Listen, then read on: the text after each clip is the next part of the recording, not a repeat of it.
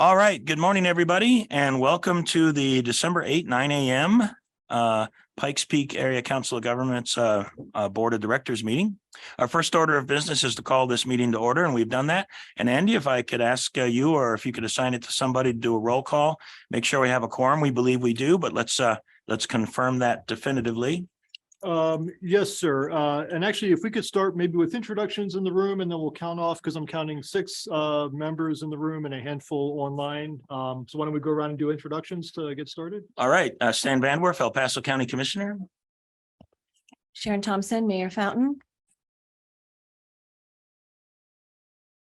It's that talking face. Got it. Thank you. Nancy Fortune, Manitou Springs, Mayor Pro Tem. Dave Donaldson, Colorado Springs City Council. Lieutenant Colonel Bill McLaughlin, Space Base Delta One. Mitch LaKine, Town of Monument. Oh, I'm sorry, Mitch, hang on just a moment. We have a couple more here in the room. Okay, sorry. Mayor Todd Dixon, Green Mountain Falls.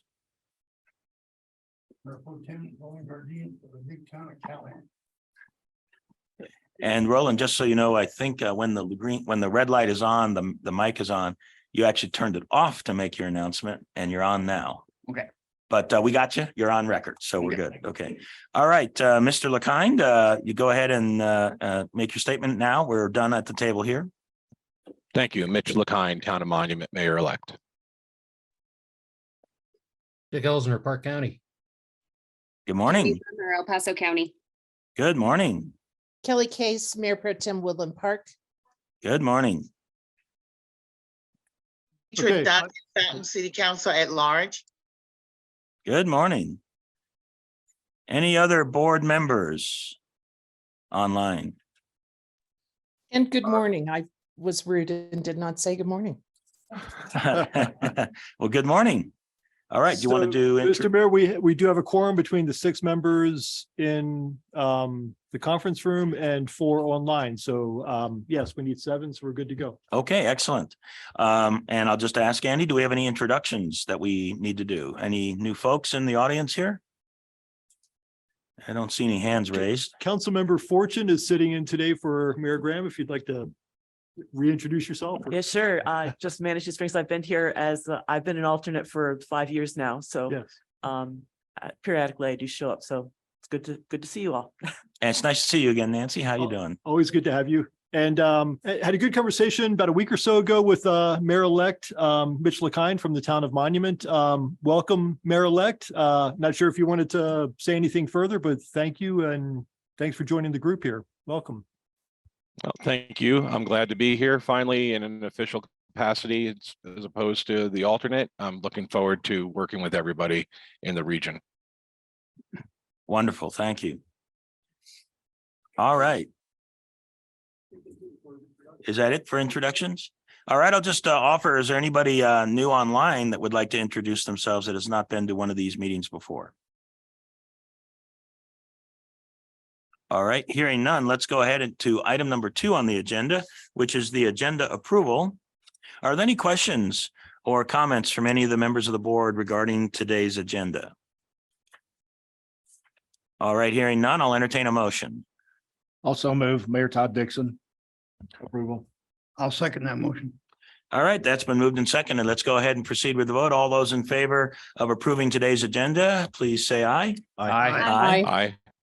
And are there any opposed? All right, that sounds like that passes unanimously. Let's move to item number 3, public comments. Is there anybody from the public that is here that would like to talk about any item that's either on the agenda or not on the agenda? And I don't see anybody coming up in the room. Is there anybody online from the public that would like to talk about any topic? All right, hearing none, let's all move now to item number 4. And these are the consent items. We have 4A, B, C, and D. And I'm hopeful that we had very good participation in our executive session regarding the evaluation of the executive director. That's 4C.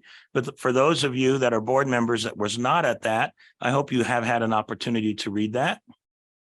And if there's, before we go to a vote, if there's no objection and assuming the consent calendar passes, I do have that letter in front of me here. It is unsigned until the vote makes it official.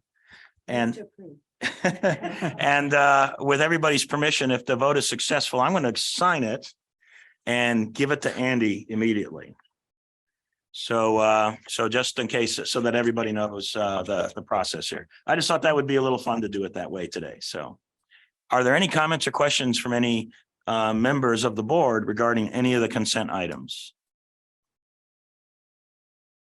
All right, hearing none, I'll entertain a motion for item 4. I believe a motion was already made, so I'll second it. Todd Dixon, Mayor Green Mountain Falls. Yeah, it was a half serious motion. I guess I thought that was to Sharon's point, I thought that was a half serious motion, but it sounded like some members of the board took it as a serious motion, and perhaps we can just record it that way. How about that? All right. And then I also heard a second. Thank you very much. The half serious motion got converted to a real motion. So, all right. Our one last opportunity for any comments or questions from any of the members of the board. All right, hearing none. We do have a motion and a second. All those in favor, say aye. Aye. And are there any opposed? All right, there are none. If you all will indulge me for a moment, I'm going to go ahead and sign this letter. Gotta be like the president and have, 5 pens if you said it. I just wasn't that elaborate. I could have, if I'd have thought of that earlier, I could have done that, but There you go. do I need to give him my pen? What? We can do that, the pen's not that expensive. All right, very good. So that is signed, and give me just a moment. I'm going to give it to Andy. This makes it a little bit more fun. Yeah. I should have taken a picture. Yeah. And for the board's awareness, per the direction of the board out of the executive session, I did give Andy a call yesterday and explained to him what it was in the letter, and that it was subject to a vote today. But I had received that direction and I did carry that out. And I just want to express my appreciation. If there's any others that would like to do the same, directly to Mr. Gunning at this point, this is a great opportunity to do that. But I think I can speak for everybody on the board. We have all deeply, deeply appreciated the great work that you've been doing, Andy, here. It is, of course, not just you, but also the team. But the team performs and succeeds with great leadership as well. The team is doing a great job, but you've been doing a great job here as our executive director. And that was a consistent statement made by every member of the board. So I'll just express my gratitude and thanks to you for the great work over this last year. And we look forward to continuing to work with you. And I'll open up the floor in case any of the other board members would like to make some comments. Yes, please go ahead. Yeah, Mr. Chair, thank you. And Andy, I also want to express my appreciation for your efforts and your leadership over the last year. I look forward to working with you in the future. And I say that from sincerely. Yeah, you're a good man to work with, and I look forward to it. Are there any other comments from any of the board members? Yes, sir. I'd just like to say, big thank you. He's been very responsive, even to our small little town. And, good leadership is just hard to find. And so I really do appreciate you. Thank you. Outstanding. Any other comments? Mr. Rowland, go ahead. I found the button. Andy, we really at Callahan, we appreciate, man, all the what, where's and whys you've done with us. You've supported us and actually give us, you have a very good team and we feel you're a good leader. So thank you very much. Thank you. Outstanding. Any others?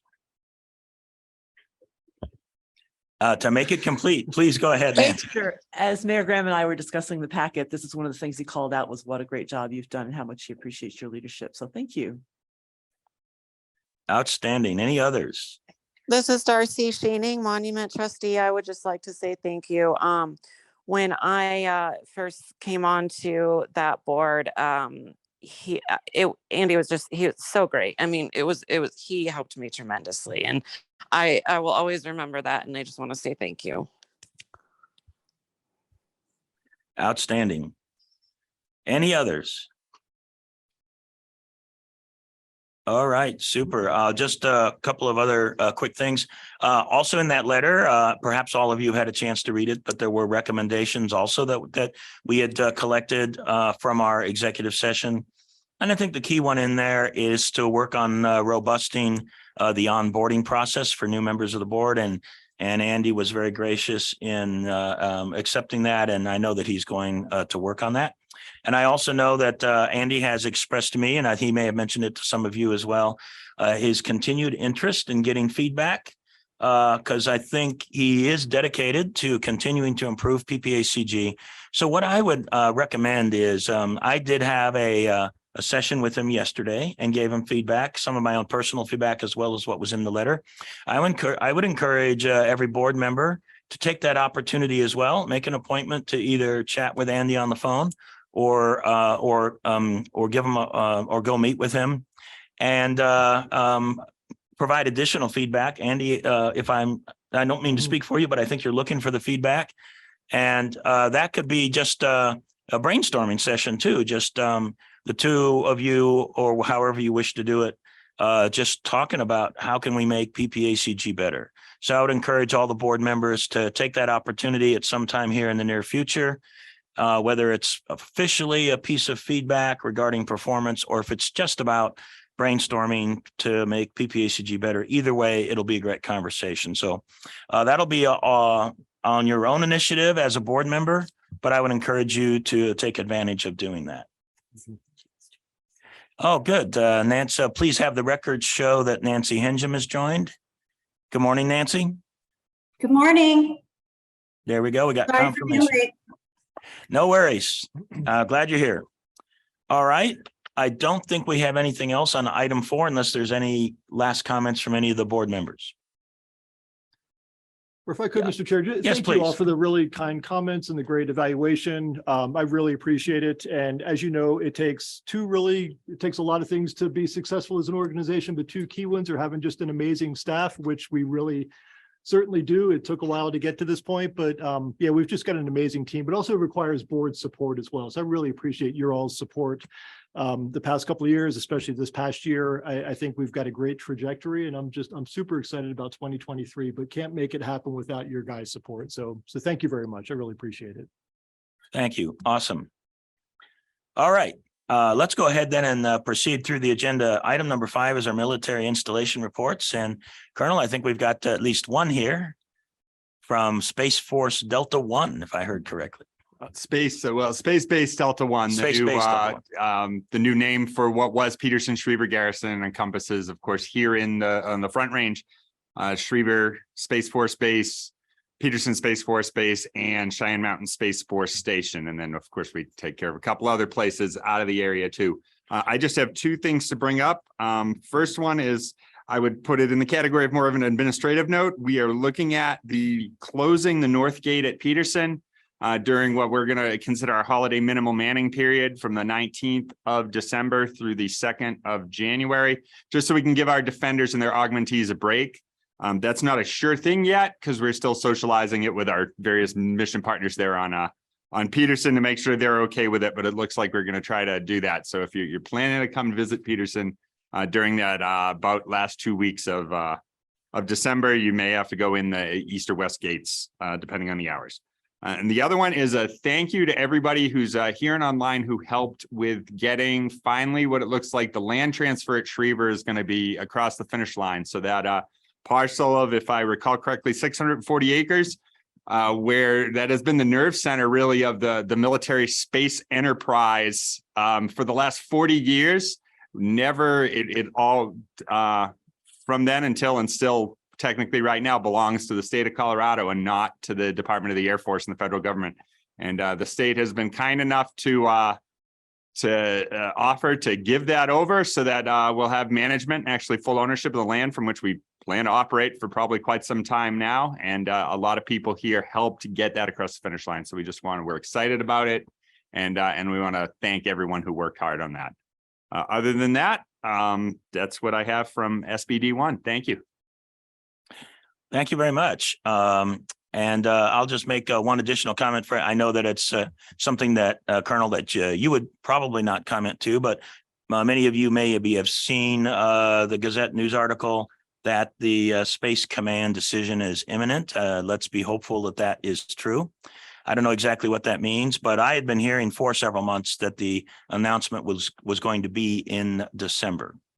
So we'll see if that holds true. And I'm certain that if they are going to announce it in December, it would be before the Christmas holiday, which means maybe next week. So we'll have to see. But just be aware that I think that announcement is imminent, and that would be coming, I think, from Frank Kendall from the Pentagon is where the announcement will come from. So I'm looking forward, hopefully, to the right kind of announcement that we are looking forward to here in our community, and we'll just see where that goes. Okay, great. Is there anybody else online that is one of our military installation partners? All right, I don't hear anybody speaking up, and I don't see anybody on the list. Are there any questions for our colonel from Peterson? All right, thank you, Colonel. I appreciate it. Appreciate the announcement. Both of those were great things to hear about, and I guess I'll express my thanks and to the state of Colorado for being so receptive to that land swap. I am certain that is important to our military base there. So that's pretty awesome. Maybe I do have a question. What's the anticipated actual swap date? Is it happened already, or is it imminent, or is it 2023? I think it's imminent. It's going to be either the governor or the lieutenant governor needs to actually sign over the swap. I don't know the exact date off the top of my head. I do believe it's sometime next week, sir. Okay. But don't make firm plans on that information. Okay, very good. Thank you very much. Thank you, Colonel. All right. Item number 6 are our action items, and let's start with 6A, the UPWP Amendment 2. Good morning. Good morning. We do have several transportation items today, but the first is our Unified Planning Work Program. This is Amendment 2. You may remember we did an Amendment 1, an update earlier this year. We did bring this to the board in September and October, and we opened it for public comment at that point.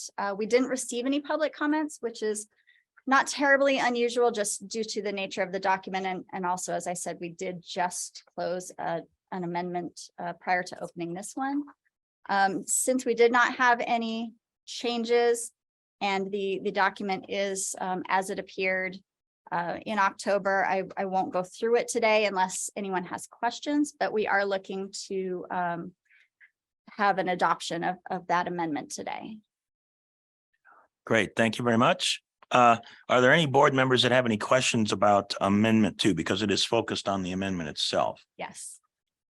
If anybody wants a quick review, I'm sure Danielle would be happy to tell us a little bit about what Amendment 2 actually says. And tell you, why don't you go ahead and just make a few statements about the Sure. changes. Absolutely. And they're also in your packet here on the memo. The first portion is we made a couple of changes due to revised planning area emphasis by the Federal Highways Administration and requirements from the Infrastructure Investment and Jobs Act. That included setting aside 2.5% of our consolidated planning grant for complete streets planning. We also included several projects that we at PPACG are hoping to complete using toll credits from CDOT.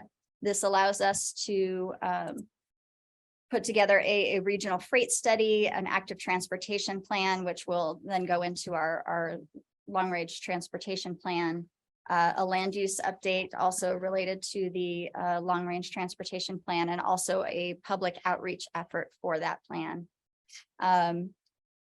We also were asked by the TAC to utilize some funding for a traffic data service for the region. And so this includes that formally in our UPWP as well. Very good. Any questions? Yes. Danielle, can you just remind me, what are complete streets? What is that? Planning, complete streets, planning. There's, for this specific effort, there's a variety of ways you can address it that we as an organization haven't fully determined yet. But it does, the complete streets includes things like sidewalks, bicycle or pedestrian ways, as well as the streets themselves. So I don't know, John, if you want to talk specifically to PPACG's efforts.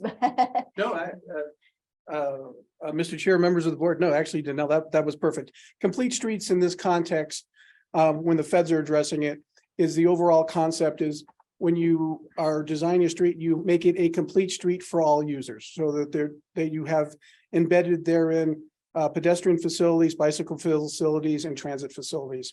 That's it. And then exactly as Danelle had said, it is a requirement that we have to set aside some of our funds and do something. Exactly what that is has not been determined yet, sort of at the state level. As the state goes through and they work with everybody and they say, okay, this is how we mean complete streets in this context, and here's how we're gonna do it, then we would feed off then at the local level here at the PPACG and then be compliant. Because it's not a you may do this, it's a shall do this. So it's just making sure that we're compliant with whatever the federal regulations are and how they're being interpreted within our region. Great. And I'll just make the point in going through the plan. Maybe many of you have done this, but there are some planning activities that are specifically listed for fiscal year 2023 in here, kind of getting ready for what happens next year. And that is some long-range transit planning activities, a short-range transit planning activity, Academy Boulevard high-capacity transit corridor improvement study, a 2050 regional transit plan, a Title VI program update. That's just some updates to the existing documentation to ensure compliance, an ADA paratransit planning activity, and an NTD randomized survey data collection process. Those are the ones listed in this plan. So just beware. There's looks like 7 specifically listed in here that'll be components of what'll take place in 2023. Did I state that accurately? Yes. Okay, great. Excuse me, Chair. Yes, please go ahead. Yeah, this is Nancy Henjum. I have my hand up. My understanding is that City Council of Colorado Springs voted into ordinance a complete streets. I don't know, policy. It's an ordinance for complete streets, and there's a entire document that for Colorado Springs at any rate addresses it. So what the meaning of that is. Yes, that is correct. Colorado Springs does have a policy that was put in place. And that was in 2017, as I understand it. Okay, thank you very much. And I guess maybe to correct myself, I don't know if I might have missed a couple of items here. They're still in the 2023 section. They're just kind of structured differently. And that's a PPACG tri-county study. It's, I think, a smaller study. And then there's a Woodland Park pavement management plan as well. So those are just what's in there. Yes, go ahead, Sharon. I was just going to say, if anybody's trying to follow along and find those projects you're referring to, they're on page 54, 55, and 56, since it is quite a large packet. Yes. Thank you for identifying the pages in case others would like to take a quick look at them. And I'll give everybody a moment to do that. And those projects, just so you're aware, were in the original UPWP, so they're not, there's not any changes in this amendment that impact those. Thank you very much for stating that. But the reason why I brought it up is sometimes we just need that, still have a conversation about these documents from time to time and make sure that we're aware of what they're stating. I thought this was kind of a relevant section because it's indicating what some of our activities will be in 2023. All right, are there, yes, Mr. Cardine. Thank you, Mr. Chair. So is this outside the spectrum of the CDOT and the federal dot? Or is this actually meant with a small town regional area? This document specifically speaks to our transportation groups, the funding that we get from the federal government. So it's really just for our MPO area, which I don't believe includes Calhan. It's the majority of El Paso County, and then a portion of a small portion of Teller County, Woodland Park, Green Mountain Falls, that area. So it's the smaller footprint. Thank you. Okay, any last remaining questions on this item? Yes, go ahead. Mr. Chair, this would be a question for you. Because you brought this specific projects to our attention, are there any of them, or is there one of them that it concerns you? No, I don't have a concern one way or another. What I just wanted to do was make sure that the board has at least a little bit of engagement and a little bit of understanding about what's in the document. And that to me just felt like a relevant section to mention because it's really a description of what we'll do in 2023. Yeah, I appreciate that. Yeah. And Thank Mr. you. Chair, if I could add too, I think it was at the last meeting when we were up in Fairplay in Park County, there was mention of maybe we do a transportation planning 101 at a future board meeting. And I think it gets to why we have the UPWP and what that means and some of the key projects that are coming forward, why we have these different areas of geography, the MPO area versus the KDOT planning area.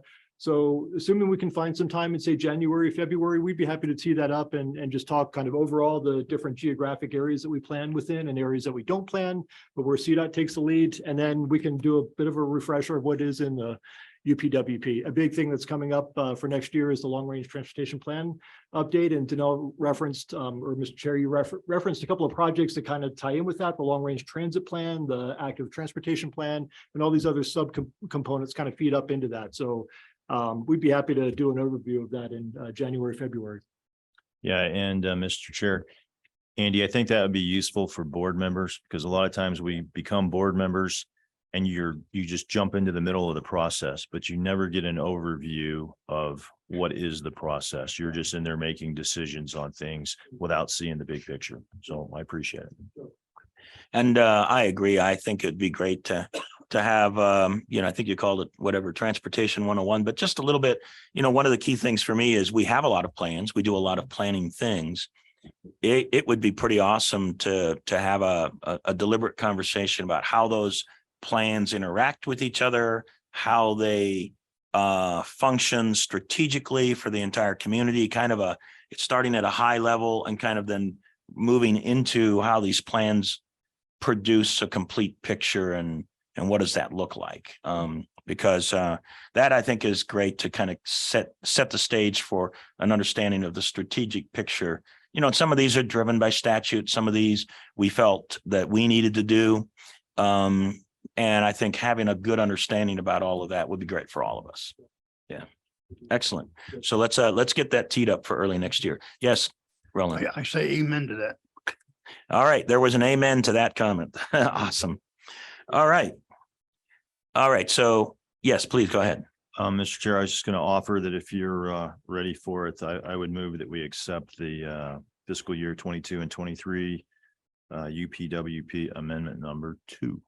Thank you very much. There is a motion on the floor. Is there a second? Second. And that's been moved and seconded. One last opportunity for anybody to ask questions. Does Cammie have her hand up? No, I just unmuted, anticipating vote. Getting ready for the vote. Thank you, Cammie.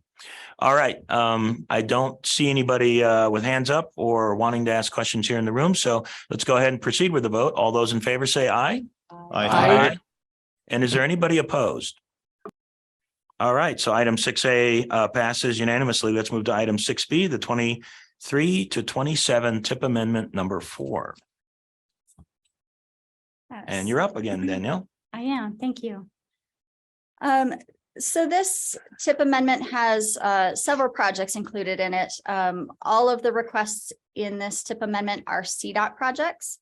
So there are no local jurisdiction projects. These are all CDOT. And there's really three elements of this. The first is the largest, and we do have several members of CDOT either here in the room or online to help address any questions you might have on those, on the process or the projects. But the first portion adds project funding within the region. And there's a spreadsheet on the following page. It's page 83 of your packet that details those additions to those projects. I'm going to skip to the two other portions of the TIP amendment and then go back to that list. The second piece of the TIP amendment is purely an administrative issue. We would have done it administratively, but because it is impacted by these other items, we included it here. There was a redundant project in our system, so we're just reconciling that and folding those two items into one project so we can track it properly. And then finally, there was a letter submitted by CDOT that's also in your packet regarding the state highway. Well, it's a signal project. It's a signal replacements project. There's three locations, State Highway 21 at Palmer Park, State Highway 21 in Constitution, and State Highway 24 at Academy Park Loop. So to add a little bit of funding to that project, they've actually removed some funding from a US 24 mobility safety improvements project to the signal replacements project. That's $500,000 in regional priority pool funding. It is anticipated that other projects along US 24 will cover that reduction, so that will not actually impact that project in the long run. There was also some reconciliation of some signal funding for that project. So there was some funding removed and moved into the signal pool, and then they added some funding from a project that has been finished. So the net effect of that is a decrease of about $49,000. So those are the two smaller elements. The larger element, as I said, is the STIP additions. And I misspoke. I'm sorry. That spreadsheet's on page 84 of your packet.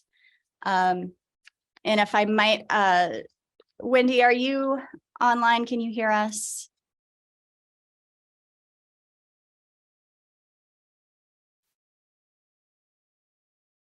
I see her, but she might not. She might have stepped away.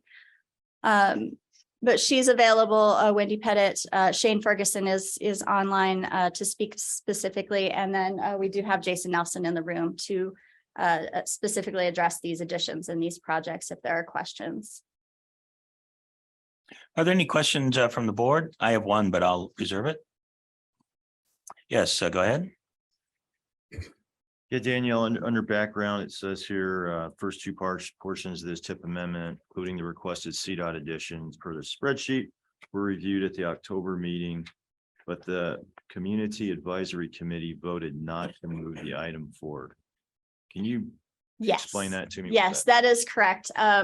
We had an issue at that meeting where there wasn't a CDOT person at the meeting. And so the Community Advisory Committee just felt that they had some questions that they wanted the answers to before they moved it forward. So it was just they didn't end up having issues with specific projects. It's just that they wanted some more information before moving it forward.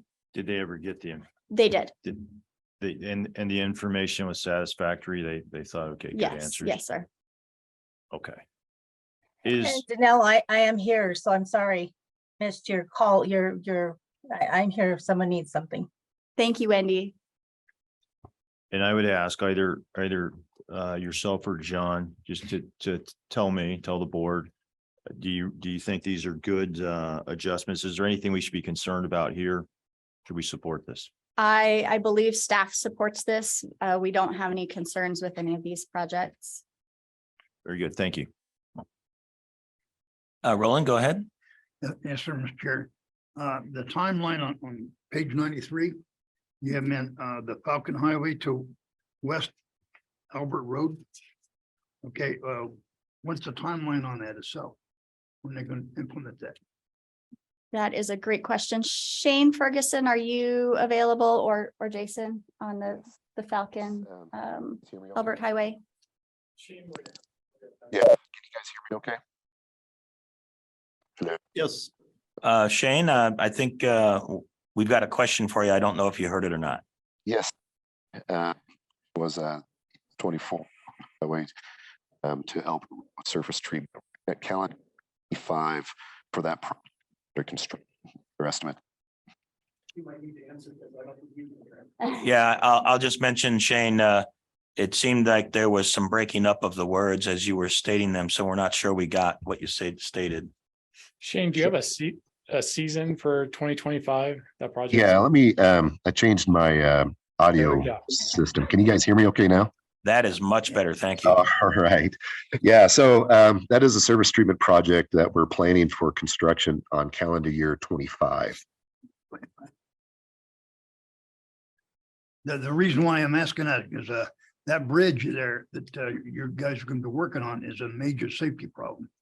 I mean, people there, there's actually an elderly couple that died there. Okay, so that's an area that really is critical. Okay. Understand. Yeah, I'll take a look and see if there's any acceleration, but right now at this point, we're planned for calendar year 25 for that project. Thank you. And Shane, this is Commissioner Stan. I'm just looking at the documentation. This is page 93, the same page that Roland referenced. There's actually about 4.3 million in 2024.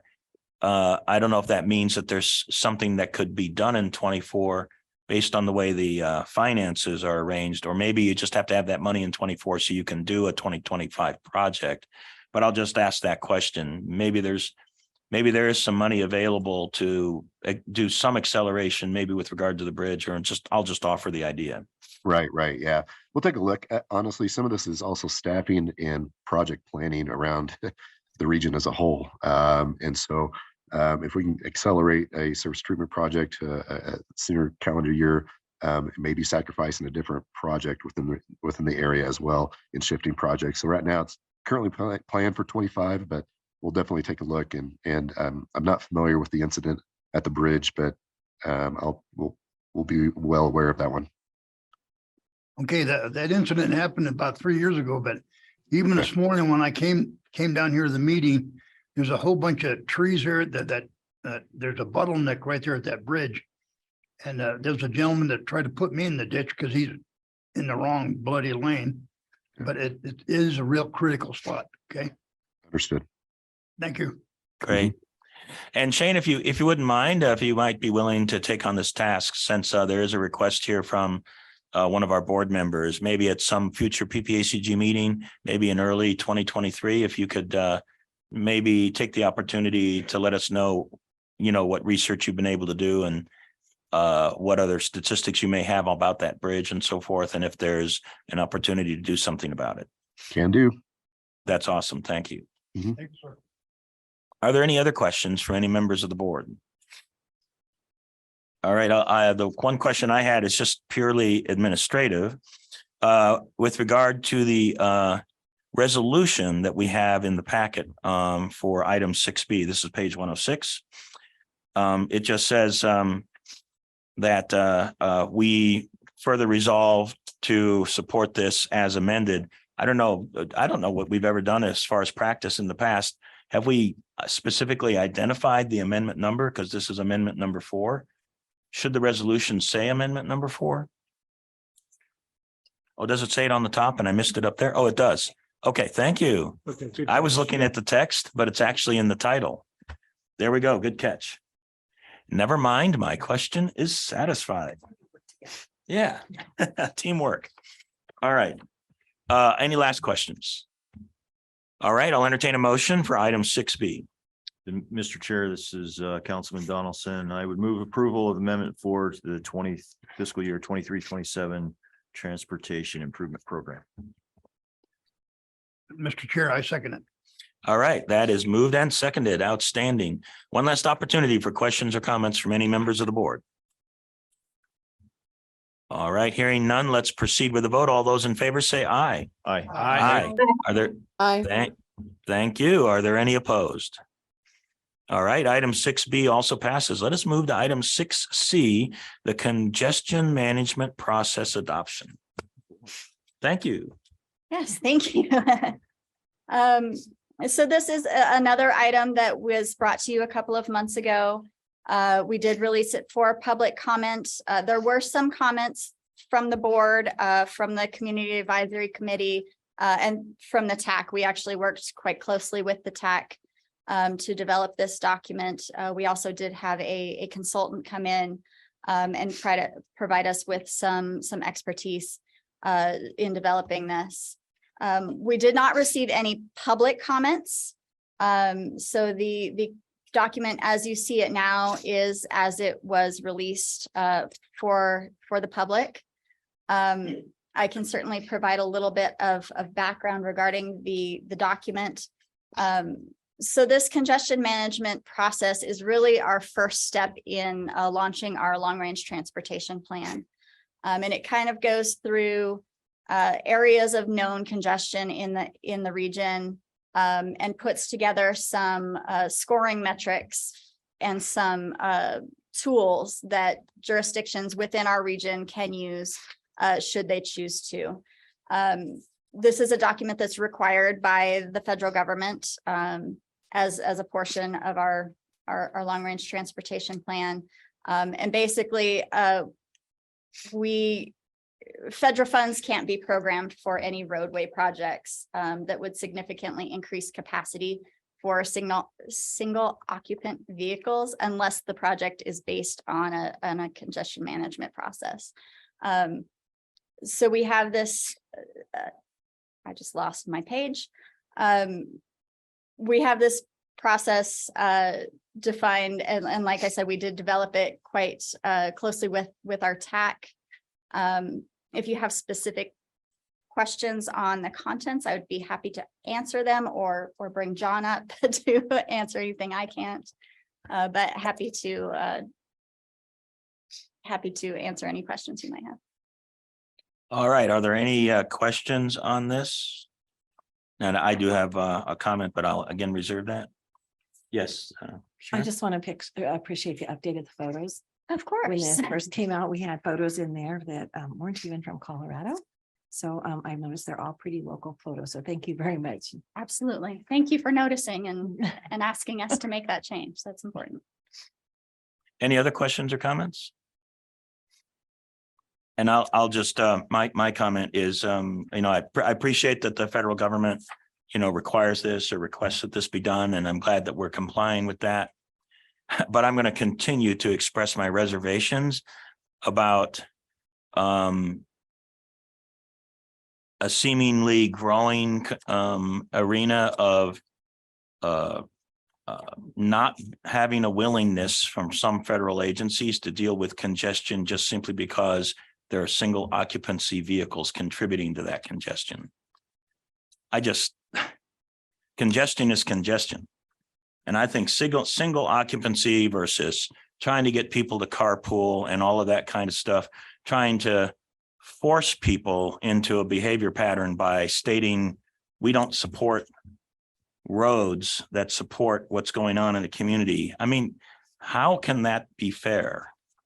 If you've got some communities that are growing fast and other communities that are not growing fast, you've got completely different needs and requirements. You've got some areas that are very rural where it's essentially impossible to carpool, and others that are very urban where maybe it's easier. And I don't know if they're thinking of this as a blanket statement, but I'm just going to express my continued concern about what I think is a growing effort. And this is also some concerns with the state about if you don't meet certain air quality, we're going to possibly consider, not proceeding with dealing with congestion.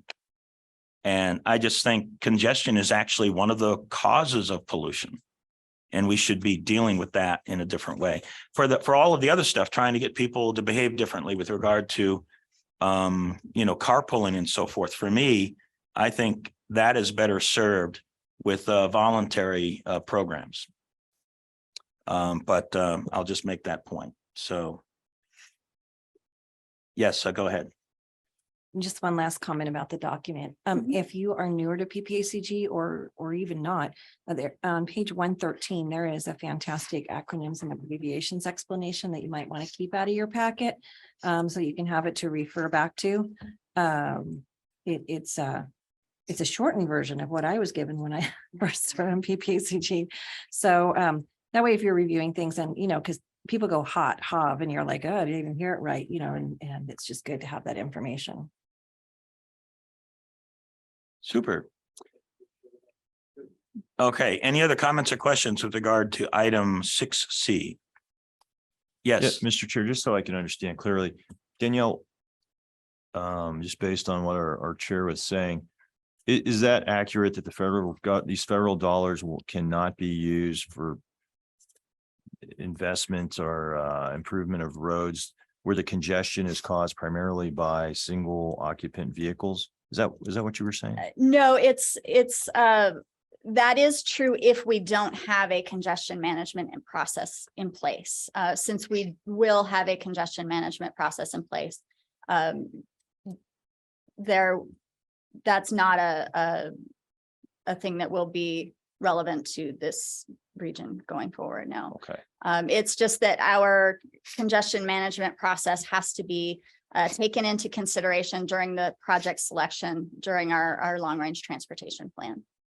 And we have one in place now. This is an update to it. Correct. Yes. When was it initially implemented or written up? I think, yeah, 2013 or 2014. Is this the first update to it? Yes, Is this the first? Update, and Mr. Chair, members of the committee, not only is this the first update, but this is the first real one. This is much better than what was done before. So this is an actual true congestion management process that people can follow and go with.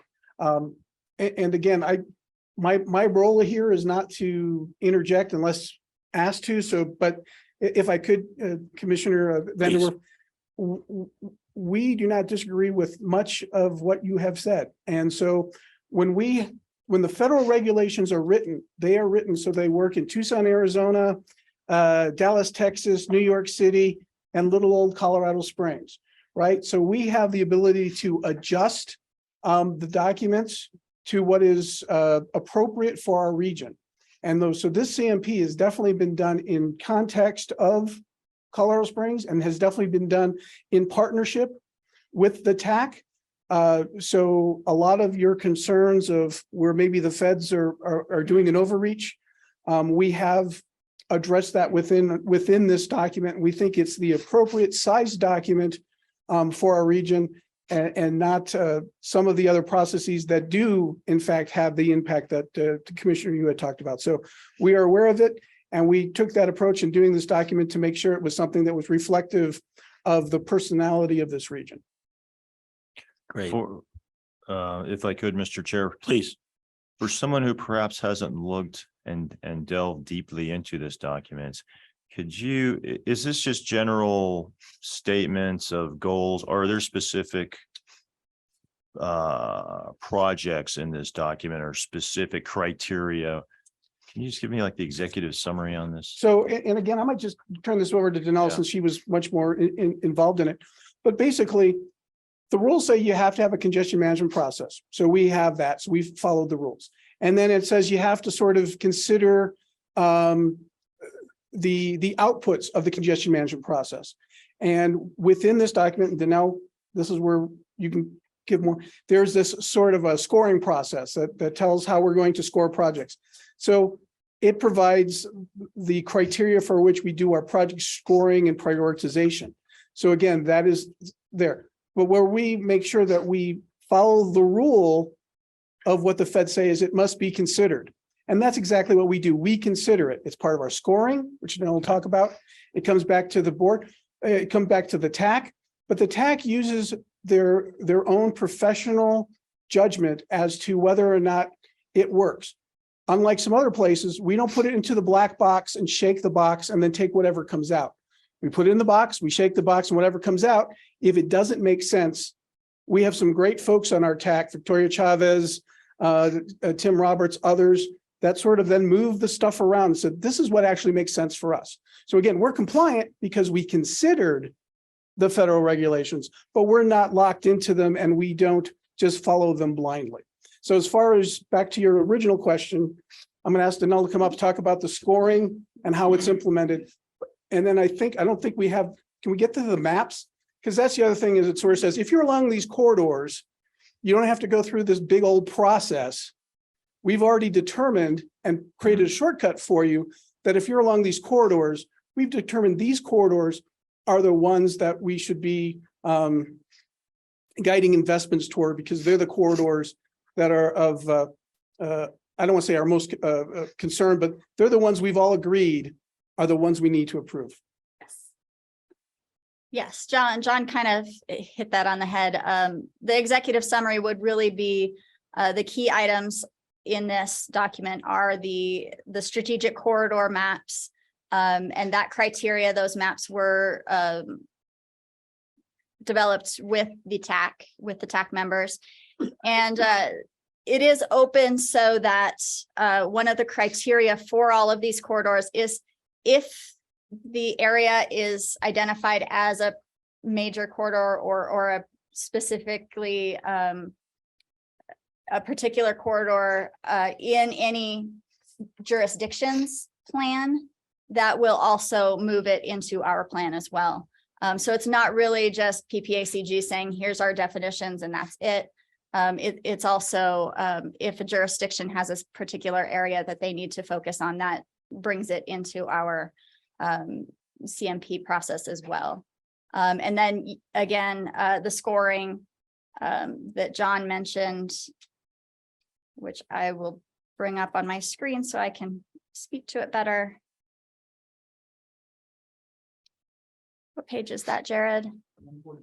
Thank you, sir. And again, the scoring criteria was developed with the TAC. So we have scoring criteria related to safety, related to maintenance,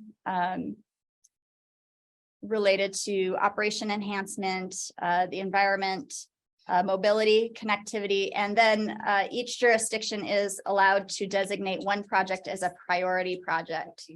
And so our table in the document includes the criteria, the measurement for that criteria, and then the potential score.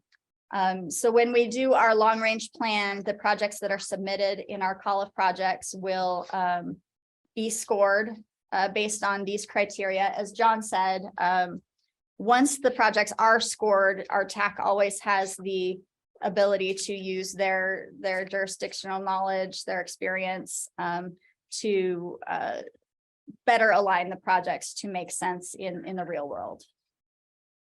Okay, thank you. And that pretty much covers the question I had. Okay. Chair, thank you. Yeah, thank you very much.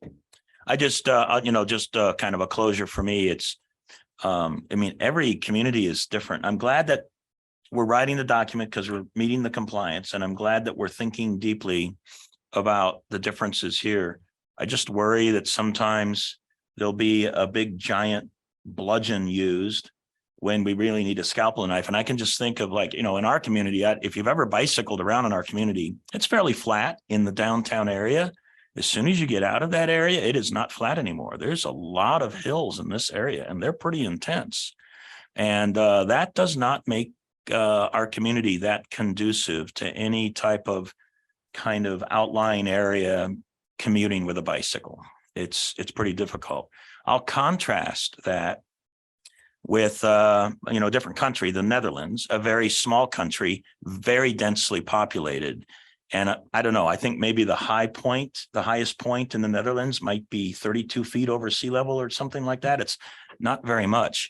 And there's an enormous amount of bicycle traffic with people that are actually commuting to work because the population is dense, the country is small, and everywhere the terrain is flat. Also, it's kind of a cooler temperature as well. So the opportunities for being, not overheated by the time you get to work is much more realistic there as well. So every community has different challenges, and I just hope that we don't find ourselves getting bludgeoned into something that just doesn't work for us. And I'll finish with that. Thank you. Amen, brother.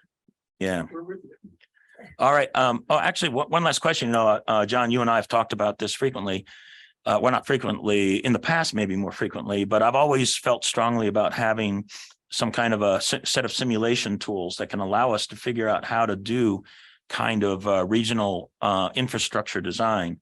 I know that that's been put to great use in other communities. I know we've been working on something like that now, but I haven't had a conversation with you for some time about where we are on acquiring those tools or being able to put them to use. Could you talk to that just for a minute or two? Mr. Chair, members of the board, actually, when the SB 260 had all of their funding come through, I believe the State Transportation Board took $1 million off the top of their MMOF allocation and said, we're going to put this back into the jurisdictions for them to, back to the MPOs for them to improve their model.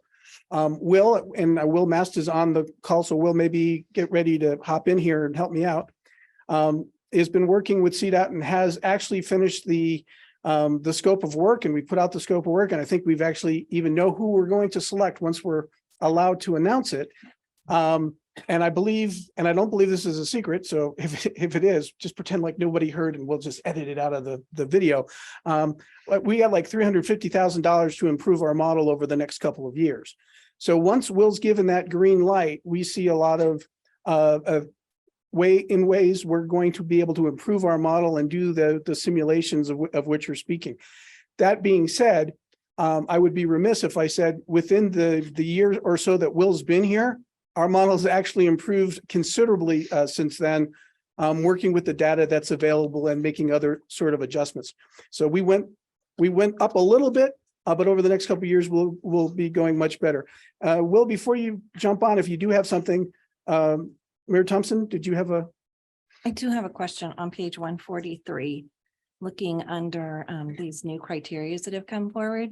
Under environment, one of the things it says, you can get extra points, bonus points, at TAC. One of them is 5 points you can get for water harvesting. Is water harvesting even legal in Colorado beyond what we're allowed to get on the few small barrels off of our residential roofs? That is a great question. Yeah, no one's that ever. We didn't talk about with TAC, but it was in our previous scoring. Right. Well, because I looked it up online really quick, and it talks about like large projects of cisterns under houses or businesses or something. And as far as I know, we're only allowed to legally get the couple of rain barrels off our residential roof. So I don't know. I'm just wondering if it should be on the as an addition, bonus points on the criteria. If people come back and say that we've got something that's not okay. Who is it? Who said Hi, that? this is Will with PPACG, and I can Okay. speak to that. In this case, the water harvesting doesn't refer exactly to what you might think of for a residential property. We're not trying to go ahead and contain water runoff or the rainwater. Instead, what it refers to in this sense is the idea of green gutters. So rather than having the water just go into our stormwater system, is being able to divert it into a place where it can naturally percolate back into the ground. And that's something that can be designed as part of a complete streets project, is where this kind of really fits in. So instead of having your standard like 6 or 8 inch curb and that 2-foot gutter pan, instead water runoff coming off of the street could flow down into an area that has reeds and other environmental plantings that are designed to go ahead and manage that water and handle it naturally. Okay, well, I'm going to go ahead and ask again, because I remember after the Woodland Park fire, I can't think of the name of it. What was it a few years ago? Waldo Canyon. The county got into quite a discussion with the state over the detention ponds they wanted to put at the top just to slow the rate down. And there was quite a bit an issue over that on how long it would be there, and how long it would take to percolate and all that kind of stuff. And so want to have us be extremely careful when we're considering those projects. So- A great point. We'll be careful and we'll make any changes that we need. You know, again, it's usually just sort of we'll just put it so the water doesn't go right into the sewer. Like Will says, we'll do it so it goes and waters the trees before it goes away and we Yeah, get some, no, I we get some use out of it. Love the idea. I don't think, in I'm theory, not sure yeah. that we're talking any more than the few, rain barrels that you're talking about, but if someone challenges it and says you can't do that, then we won't. Doctor, it hurts when I do this. Don't do that. Well, I think that's a great conversation, and maybe Sharon, if you're willing to accept this, maybe that can just be taken as an action item for PPACG, and the next time we do an update, to do kind of a little bit more detailed analysis on that section and make sure that we're in a good place. Is that acceptable? Okay, good. Just In theory, I love the idea, and I've seen some of the ideas online and they look wonderful and all that kind of stuff, but just make sure we're legal, right? I think there's a fair amount of water runoff. I don't know how much of it, but certainly a fair amount. Anything where we have excessive rain and then that fills retention ponds, I think the retention ponds do a natural percolation, and that's maybe a little bit different, but related. But I have no idea about some of the more nuanced parts of that.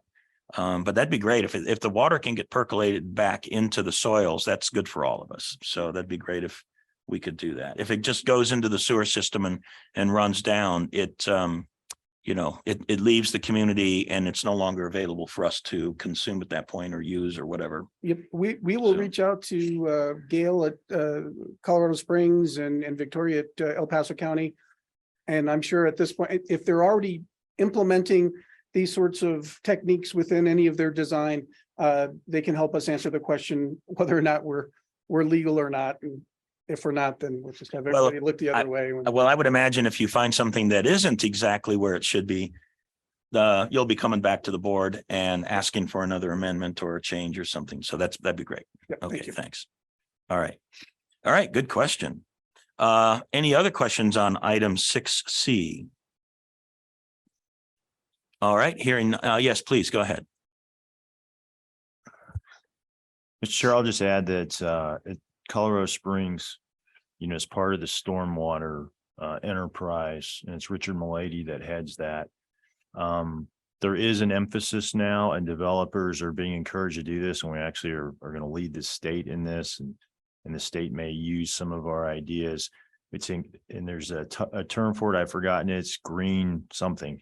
But the idea is, say, in a parking lot, a big parking lot, now they're encouraged and guided to put in strips of areas with grass designed specifically so that instead of all the water running to the retention pond and then being released into the creek, it is absorbed back into the ground at that location. And there's certain percentages of runoff that are the goals.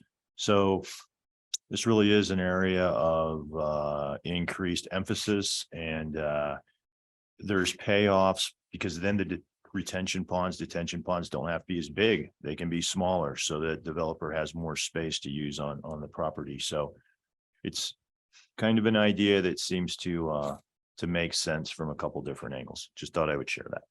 Yes, thank you. I appreciate that. I can also make one additional comment with regard to the county's county-wide master plan.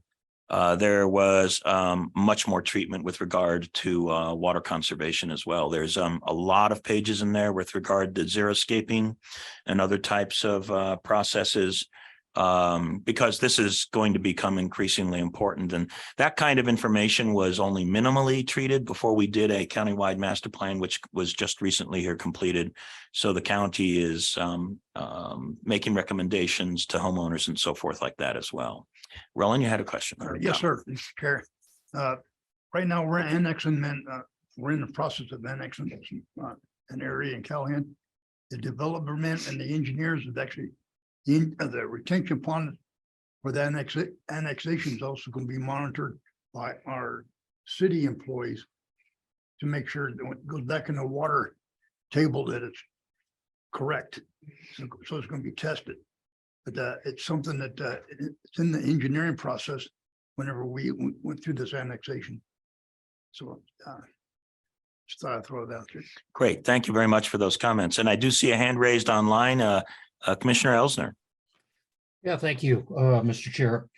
There is a section in state statute that talks about retention ponds. It was added a few years ago because, of course, with all the wildfires and the runoff and everything, it's against the law to, or was, to stop that flow of water, no matter what the reason, because, you know, it's downstream water. So if you're going to get into retention ponds and that type of thing, you need to check state statute. I ran into all of that when I was trying to do the bill that would protect existing ponds from being drained for firefighting purposes. So, you know, it's something you really need to check state statute to make sure that you aren't running afoul of what they say you can do with water that goes into retention ponds, and what type of retention pond you can build, because that's all part of the state engineer's office.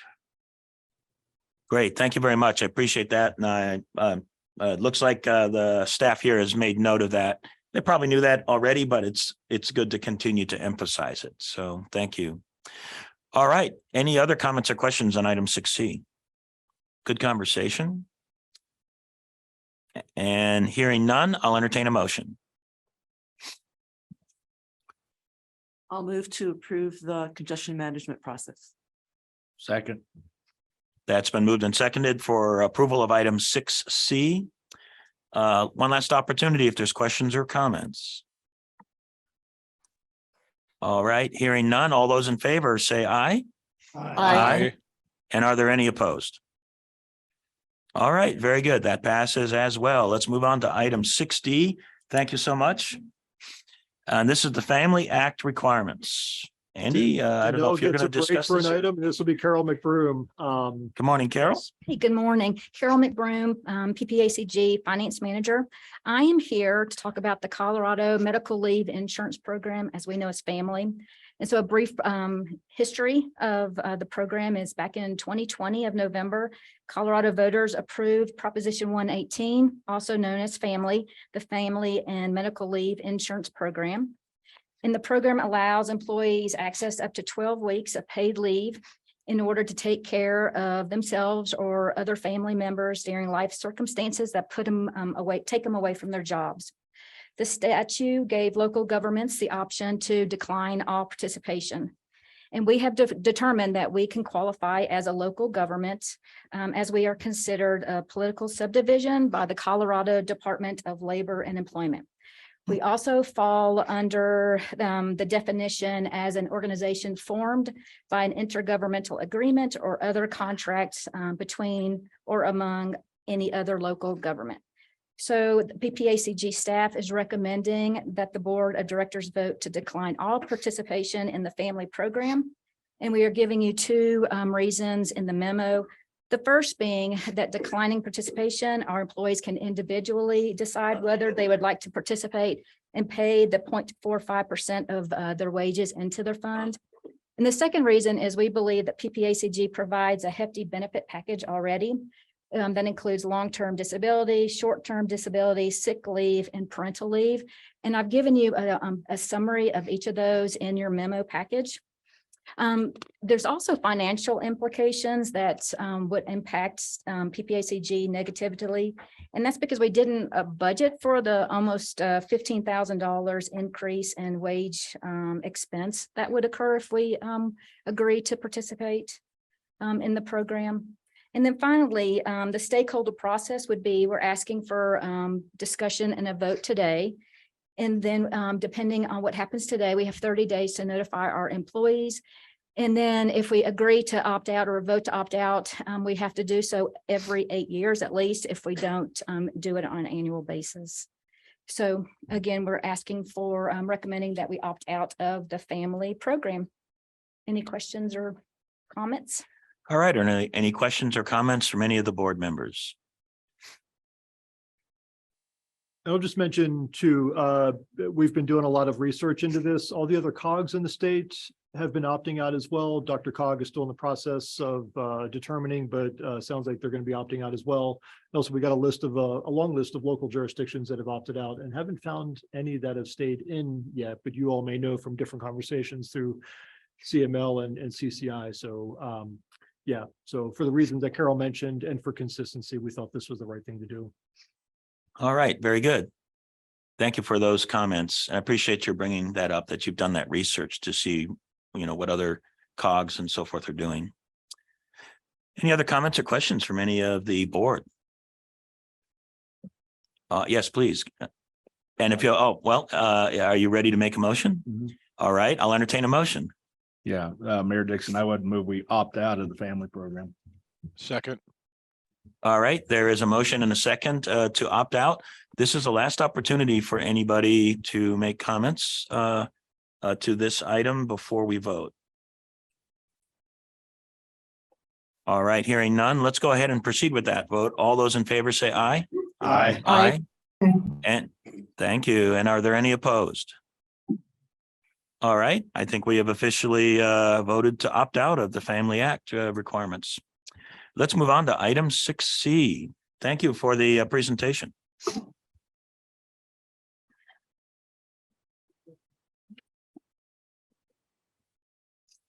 And Mr. Chair, I think it should be 6E, 6 Echo. I'm sorry, if I said something different, my apologies. 6E, please.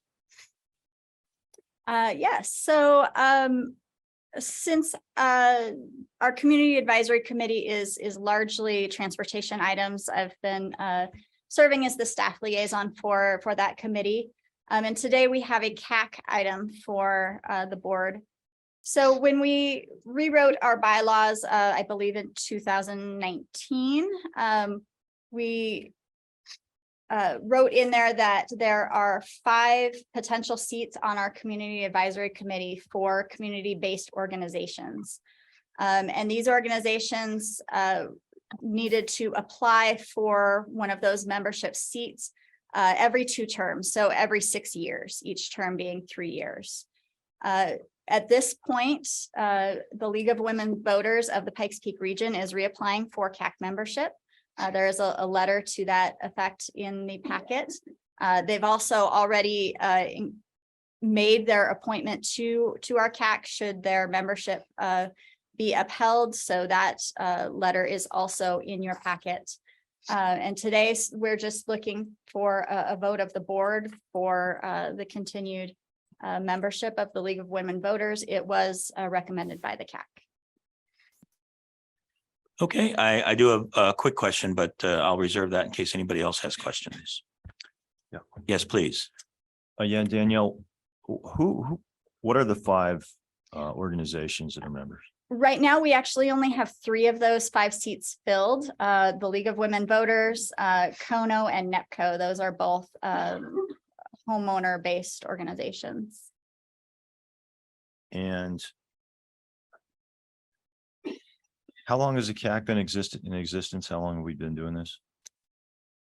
How long has the CAC been in existence? That's a very good question. We've been around for 50+ years as an organization. I don't think the CAC would have been formed that early on, but it's been a while. quite a couple Yeah. decades. Yes. We have 3 members now. Is it declined? Did we used to have 5 and it's dropped to 3, or do we know? I don't believe so. I know that I've looked at records about 20 years back, and it's really, I believe when this particular element was put into the bylaws, it was to ensure that there was participation and make sure that each of these groups was active. So there's two, or so we could add 2 more organizations. How would they be Correct. selected? Though they would contact PPACG and ask to be part of our CAC, and then we would bring it to both the CAC and the board. Okay. And is there any criteria? Do we try to have these 5 different areas of stakeholders representative, or is it just first come, first serve? Or We don't have any specific qualifications in the bylaws themselves. And I don't know that that has been an issue to this point. but it would be a discussion at the CAC to ensure that, you know, there aren't redundant seats or things like that. Okay.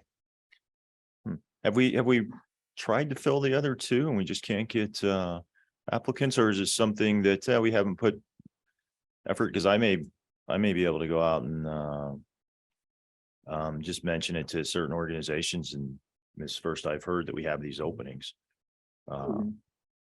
We've tried to put the word out, but we could use any and all help that you could offer. I think we have a couple of vacancies within a couple of our We respective do. jurisdictions, but then these at-large community-based appointments, they've been a little bit of a challenge. I know Yes. we've advertised and posted on social media and such, but yeah, Okay. could use some help. You know what?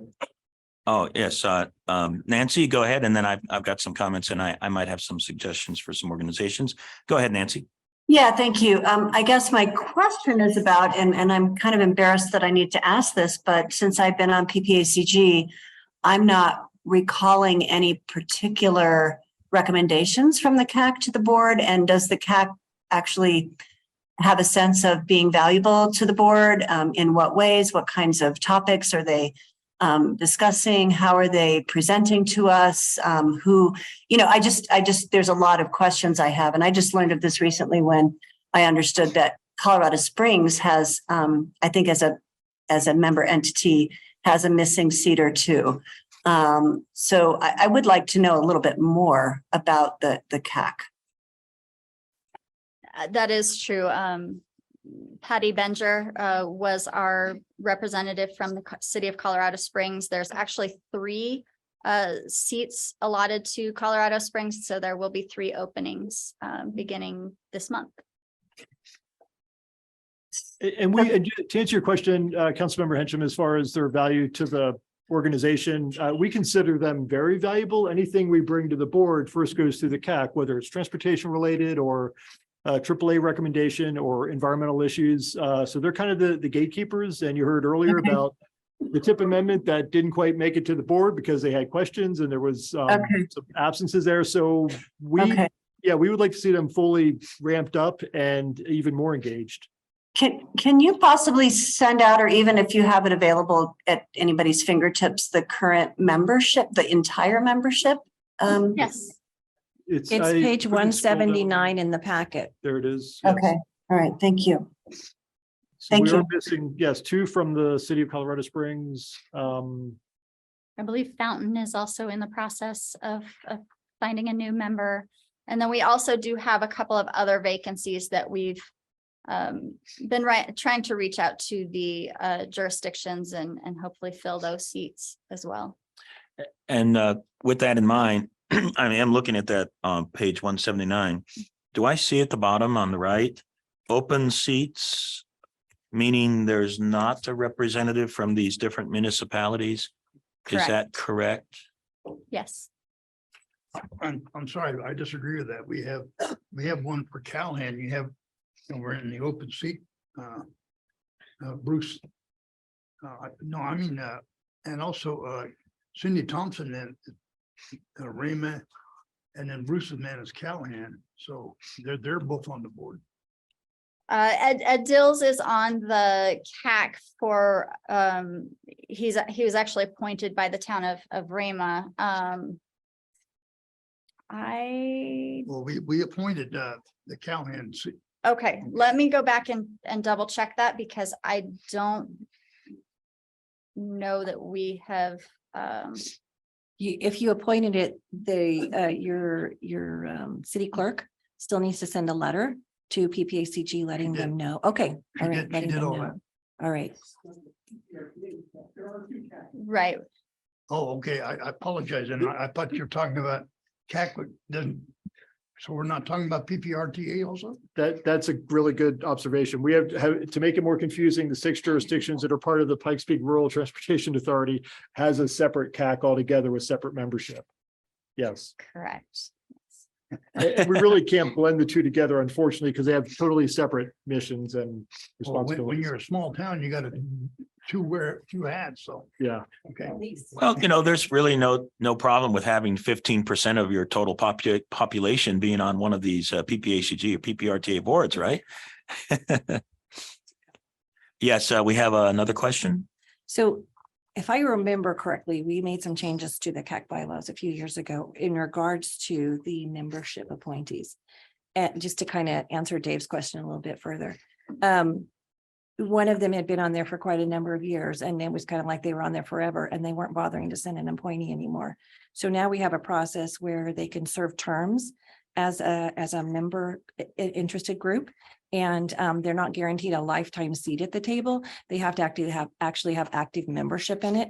And part of the other discussion was when we are recruiting outside entities to be in it, we need to make sure we have a balance so we don't end up, I think at one point we were ending up with a bunch of people that wanted to apply all from the northeast part of town.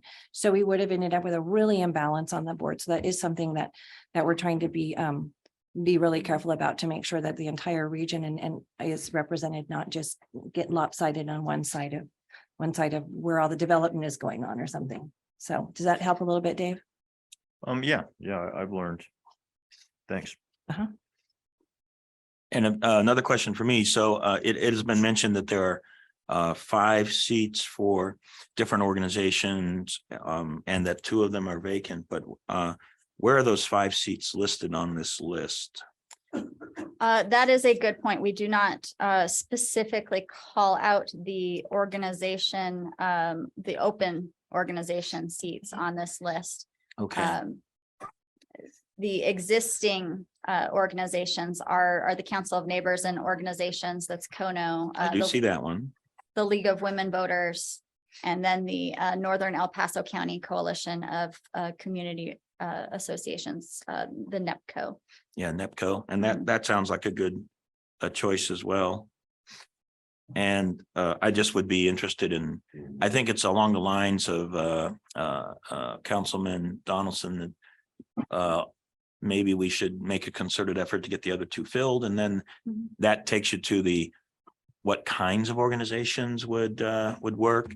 And I don't know if maybe some chambers, we got a bunch of chambers, for example, and they can represent communities. They're not necessarily HOA kind of based organizations, but they might be interesting or useful. I'll just offer that as an idea. And if I understand correct, we're actually deliberating specific, if I get this right, we're deliberating specifically over League of Women Voters, right? Yes, sir. Okay. So in their letter, it says they've been a long time member. So it seems reasonable to ask that they continue or to approve that they continue. But I do have a question. How long has a long time member meant? Is that decades I or? wasn't going to call out names, but they were one of the ones that has been on the board previously under the previous bylaws for a very long time and was not active at the time. And that's kind of what entered in this discussion of making sure that we had citizen groups that were actively involved. And so they have stepped up in the recent years to make sure that they are represented well on the board. Okay. Yes. And on the particular list under League of Women Voters, their current representative of that term expires November 30. So this is they are offering a new representative. I think that they've gone through their own deliberation. Yes. For a new representative. Is that correct? Correct. And Okay. the letter of that appointment is on page 178 of your packet. Great. Mr. Chair, I just want to point out Nancy Hensham has her hand raised. Thank you very much. Nancy, please. Yeah, thank you. I just would offer that I'm reaching out by email to our city council deputy administrator who kind of oversees the selection of different commissions and boards for city council, and ask that we notify for potential PPAC membership through that large cadre of potential volunteers. So I will follow up on that in terms of just seeking to get the vacancies for the city of Colorado Springs filled. Very good. Thank you. So the business before us is to vote on, I guess it's a vote. It is in the action items list to vote to approve. And I think, is there a name? It's Miss Jones. Yeah. Yes. So to approve Miss Jones to fill the League of Women Voters position here on this list. So yes, please go ahead. If you'd like, I'm sorry, hang on just a second. I think we have a question, but we'll reserve that motion I'm for sorry, you. Just a Nancy, I want moment. to make sure we get the motion right. It does say that they, in the second paragraph of the summary, it says in alignment with the bylaws, they're reapplying for CAC membership. So they are reapplying for CAC membership and appointing the person that they want to have that seat. Yes. So do Thank we you. need that as two separate motions or one? I think you could combine it as two, but both actions need to be. Okay, I just want to make sure we got Yes. both things done. So. Yep. Okay. Please proceed. I've moved to approve the CAC organization membership for the League of Women Voters of the Pikes Peak region and approve the league's appointment to the CAC of Ms. Jones. All right, we have a motion. Is there a second? I second it. Okay, there's a motion and a second. Thank you. Are there any remaining comments or questions from any member of the board? Council Member Avila, I think you. Oh, no, you're just getting ready to vote. My apologies. I saw the mic go on. I thought maybe you had a question, but you're just getting ready to vote. Okay, thank you. All right. Any questions from anywhere? I don't see any hands up from anybody online either. Let's go ahead and proceed with the vote. All those in favor say aye. Aye. Are there any opposed? All right, so that concludes that item. I think kind of the interesting and helpful outcome from that deliberation is let's work on trying to get those two other positions filled. I don't know who they need to be or could be or whatever, but we need to go through that process, get that figured out and get that community engagement. Sure.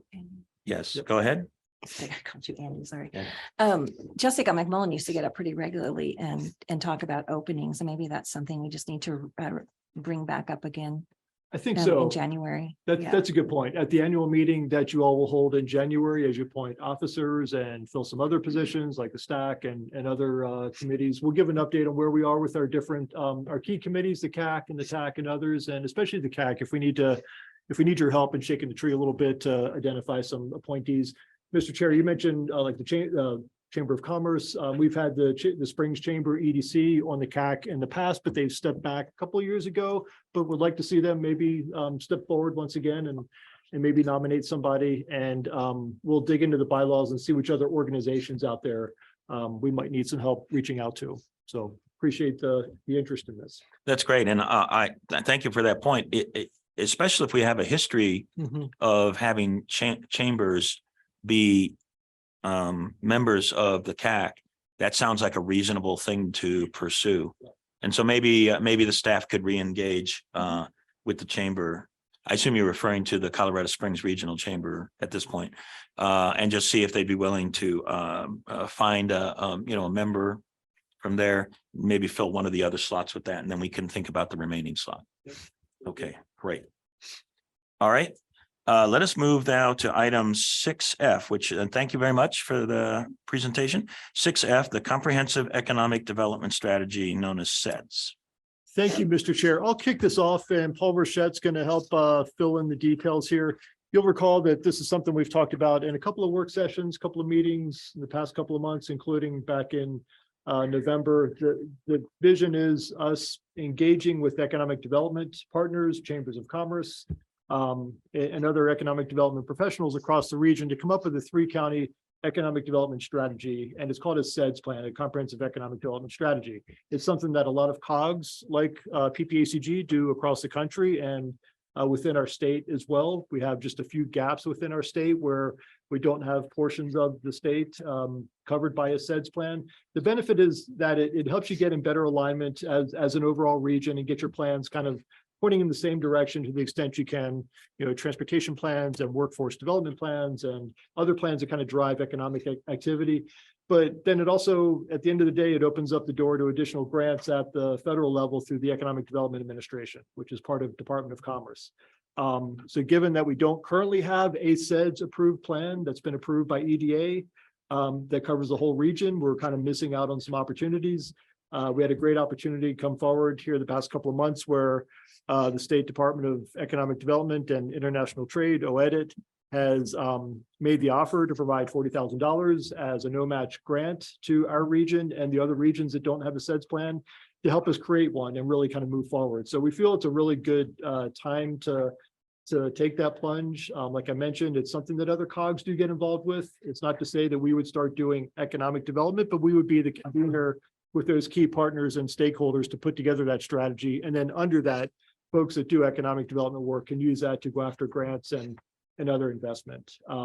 So I think at the last meeting back in November at the workshop, we promised we'd come back with a little more detail as far as what our process might be. And that's something that we've worked up internally. And with that, let me hand it over to Paul and he can kind of work you through the process we've developed so far. Thanks, Andy. Good morning, everyone. We've been working on trying to put together how would we approach developing SEDS, and it's going to be a fairly short time period that with an end of October 2023 deadline to complete it. So we've been envisioning what would this entail.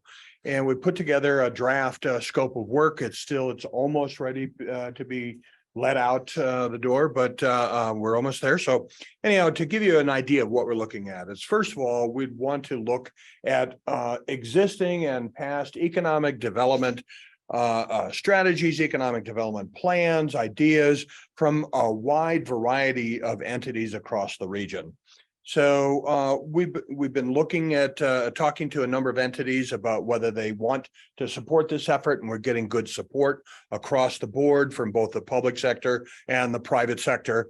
And we're anticipating getting input through this process from numerous sectors, both rural and urban, manufacturing, mining, agriculture, nonprofits, professional services, education, healthcare. We're really trying to make this a very broad look at what do we want to do in terms of having an economic development strategy.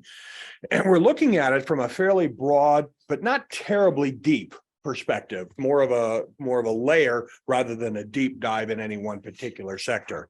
We're also looking at developing this with a wide variety of input across various demographics, whether they're income demographics, ethnic backgrounds, whatever kinds of different cuts we're looking at, age structure. So this is really a pretty broad cut. We're looking at communities throughout all three counties, Park, Teller, and El Paso. We're looking at the communities throughout the whole area, rural and urban. Now, we've also tried to put together, what are we actually going to do with this? And we're looking at creating, first of all, several different committees to help us with this.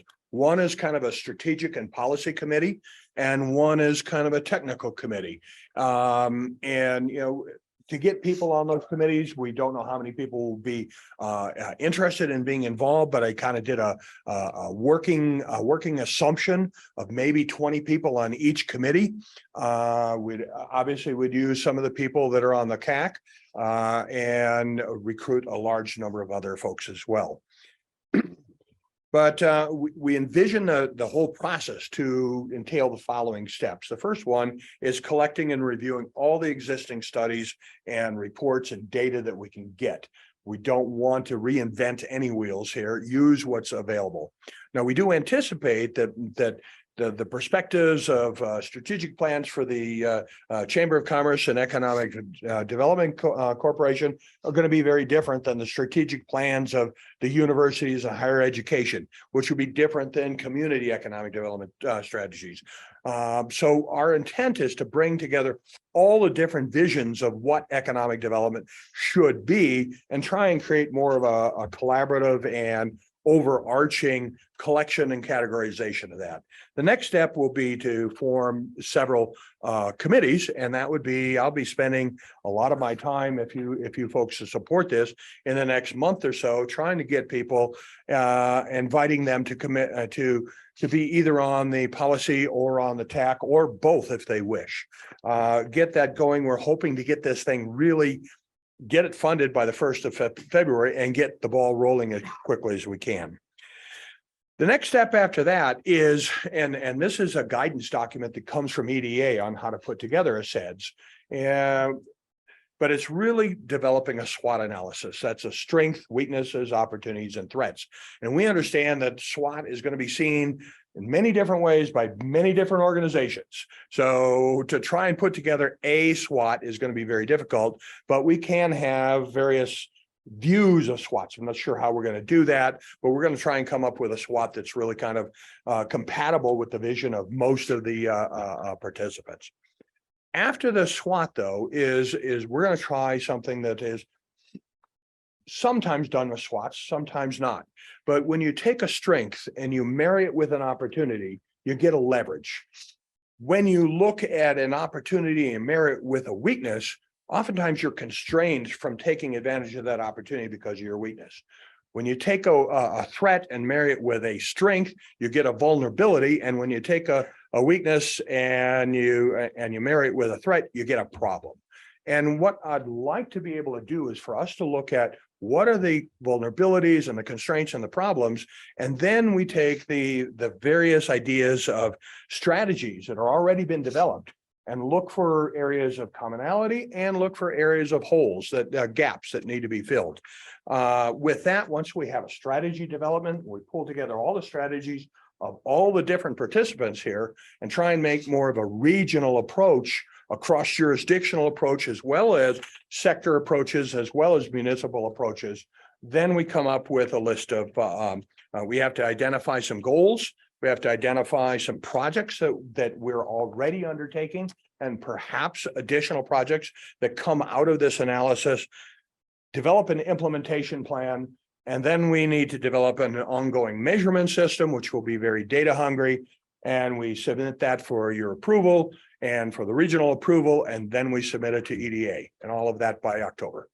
So in terms of time, we're looking, if we anticipate 40 people, we're guessing maybe 2 days in total effort per person. That's would be the time commitment to the people that volunteer to be on this committee. But that adds up to 400 or 500 hours of total labor from everybody else. And we're not looking for any dollars, I don't believe. Andy, that's your area. I think we're just looking for in-kind. We wouldn't turn down dollars. We if they wouldn't were turn down offered, dollars, and I'm not okay. talking just the local jurisdictions, but private nonprofits as well. But we've come up with a pretty good plan where we think we can manage this. And as Paul described it, half the time will be PPACG staff, but a large half, and this is really important, that we get active engagement by our local jurisdictions and other partners like the Chamber, EDC, and the other chambers of commerce across the region. We've gotten good support so far.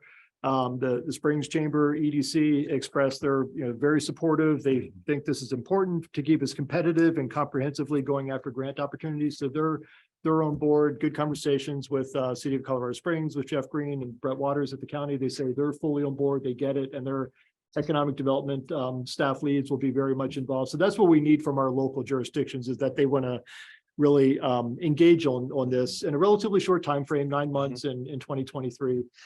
Positive responses back from City of Cripple Creek, from Teller County, Town of Fairplay. So we're getting that broad regional support so far, and that's really what we need to be able to go forward. So it's not just Paul and I and Danelle and John working on this. We're going to need your support. Yes, please go ahead. Andy, I understand it is not uncommon for a lot of COGs to have this program in there. It's just kind of unusual. Us as a multi-jurisdictional don't have it in there. Is that correct? That is very correct. Most, I would say more COGs than not that are multi-county do this kind of work already across the country, and especially within Colorado. So for whatever reason, we just historically didn't pursue this for whatever reason. But a lot of COGs are actually engaging on it now. I've had a couple of conversations with my counterparts from across the country. Columbus, Ohio just took that leap, and granted, these other regions are much larger than us, but Detroit and Cleveland, Dayton, Ohio, a lot of large regions, they see the potential here. I think the EDA grant program really started as more of a rural investment program 30 years ago when that was started up, but that's kind of shifted quite a bit. So many more metro, large urban, middle-sized urban regions are pursuing this opportunity. Great. I have a series of questions. I'll reserve those as well. Dave, did you have a question? Andy, how many COGs are there in Colorado? Roughly 14. 14. Yeah. And there how are many, do you know how three- many have SEDS? All but 3. Okay. Well, all but 4. What one that covers, and they're technically, not to get on this rabbit hole, but not a cog in Weld and Larimer County, but they're a separate standalone agency. They've already committed. So they're one of the 4 that doesn't have one, but they're going down the same process that Paul just described, to put one in place in 23. So us, Dr. Cog, and then the far northeast part of the state, but they're also in the process of deliberating. The 3 of us do not have one and haven't committed quite yet. Thanks. Sure. Okay, great. Other questions? All right, I'll go ahead and start with my questions. First one, I think, is just kind of a formatting thing maybe, but on page 181, paragraph 2, it talks about 2 committees, a strategy committee and a technical committee. But on page 182, paragraph 7, it talks about the technical and policy committee. Yeah. Inconsistency in terminology on my part. Okay. So, So is the plan a strategy committee and a technical committee? yeah, strategy or policy, that's really to be determined. I think strategy might be the better of the 2 terms, but I think so too. And if there were to be any strategy built, I think it would be in the strategy committee. So it feels to me like a technical committee should just have that one term in it. Yeah. And then policy, you could have as a task in the strategy committee, policy development or policy recommendations. But so I just want to make sure that we're not creating 3 committees or we're confused on what these committees are going to do. That's a good observation. And for clarity and consistency's sake, we'll clean that up and We'll make clean sure that up. going forward that we've got the technical working group, and we'll just call it a technical group. And then this policy strategy group, which we envision, it could be elected officials plus some other kind of key stakeholders across the region. We've had some really good conversations with folks that really do want to engage at the policy level, potentially folks like Dr. Tatiana Bailey, Andy Merritt, Hannah Parsons, folks like that really do want to help kind of set the policy. So I think we're going to see a lot of interest there. Great. And then question number 2 is just frankly kind of a broader topic, and you hint a little bit at it, but I'm not sure it's really that clear. And that's workforce development. You have workforce housing, you have migration of skilled workers, you have an educational system. But boy, oh boy, I got to tell you, every chamber CEO that I talk to, their number 1 issue is workforce. Yeah. Number 1, most important, that economic development in communities are hampered immensely by insufficient workforce and insufficiently trained workforce. So I don't know, it just feels to me like that ought to be a major thing. And the term I prefer to use is workforce development. And from that, you could include these other topics about workforce housing or education and so forth. But so I think it should be something about workforce development. Yes.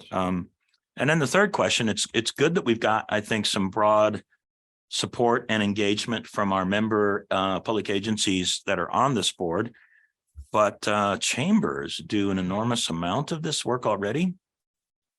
So how do we, if we create this thing and produce a SEDS, and maybe you have some background about how other SEDS are doing this in other communities, how do we interface with the chambers in such a way that we don't get crosswise with them or start interfering?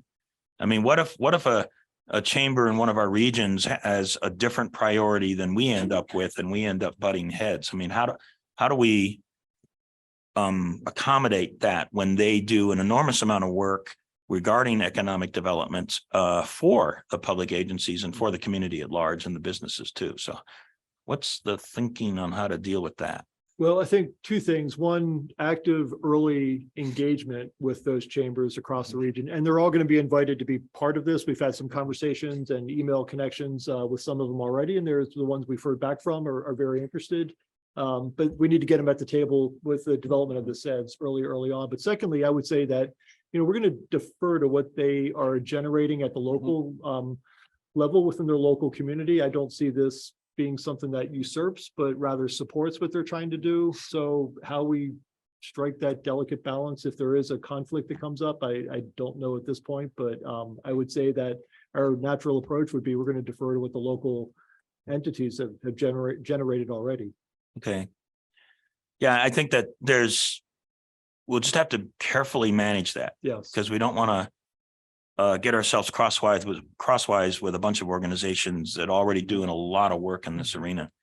And just very briefly going back to workforce, we do have the Pikes Peak Workforce Center, which actually is the workforce center for 2 of our 3 counties. And I don't know who might be doing that on behalf of Park, if they have a workforce center or not. Maybe I can ask that question of Commissioner Elsner. Yeah, please. No, we rely on the Upper Arkansas Council of Governments for a lot of our business development and workforce. We also, I think, use some PPACG, and you made a comment about workforce development. There is an organization, it's the Colorado Workforce Development Council. And I think if you go to their website, you can see there's a lot of information out there on how to, what the council is trying to do to encourage workforce development, to encourage apprenticeship programs and all of that. I know a little bit about it because I've been on that council for 3 years now, and I was just reappointed by the governor for another 3-year term. So there is a lot of work that is going on in workforce development. I think the biggest issue that everybody needs to confront is the lack of housing. You can, especially in the rural areas, more rural communities, you can say, gee, we've got all these really neat jobs and we can find people that are qualified, but once they are hired, they can't find a place to live, so they have to leave. Yes, please go ahead. Thank you, Commissioner. I appreciate your comments. Go ahead. Yeah, one of my early calls are going to be to Tracy Marquez over at the Workforce Development Center. And it's also the universities have worked in workforce development. They have, that's true. I think it's going to be incredibly important when we write the bylaws for these groups to make sure that they are open enough to recruit specialists within these areas. So we don't limit it to just elected officials or appointed by a city, that the group, kind of like what we just did in the CAC, right? You have the outside agencies that are maybe specialists in this area coming onto this board and being a voting member of it. I appreciate that comment. And I mean, maybe kind of a little bit of an extension of my comments. If we go forward with this, which I think I'm supportive of it, we just want to make sure that we don't, like what would be the key things that we would want to work on? And I think something that PPACG is really good at is regional collaboration. So, maybe I'm just going to throw this out there, and it could be highly modified or whatever, but maybe a little bit more of what this group could do would be getting the organizations that already do this work to meet with each other and think regionally, but not necessarily get too much into the nuts and bolts of that work specifically, because then we might find ourselves duplicating an effort possibly, or getting crosswise with somebody possibly. I don't think we want to go down that path, because then there'll be people resisting what we're trying to do.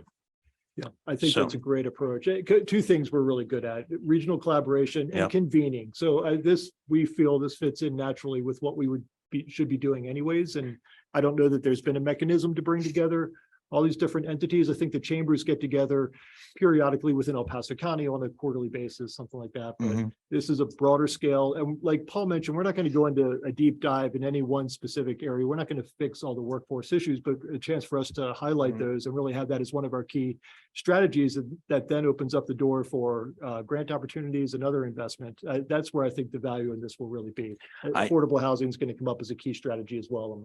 And thank you. I appreciate that.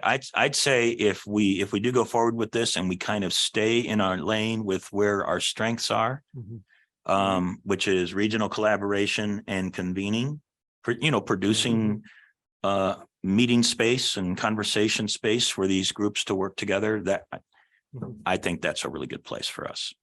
And just make sure we don't get ourselves into some kind of competition. Are there any other comments or questions from anybody at this point? Yes, Councilmember Avila. Thank you, Chair.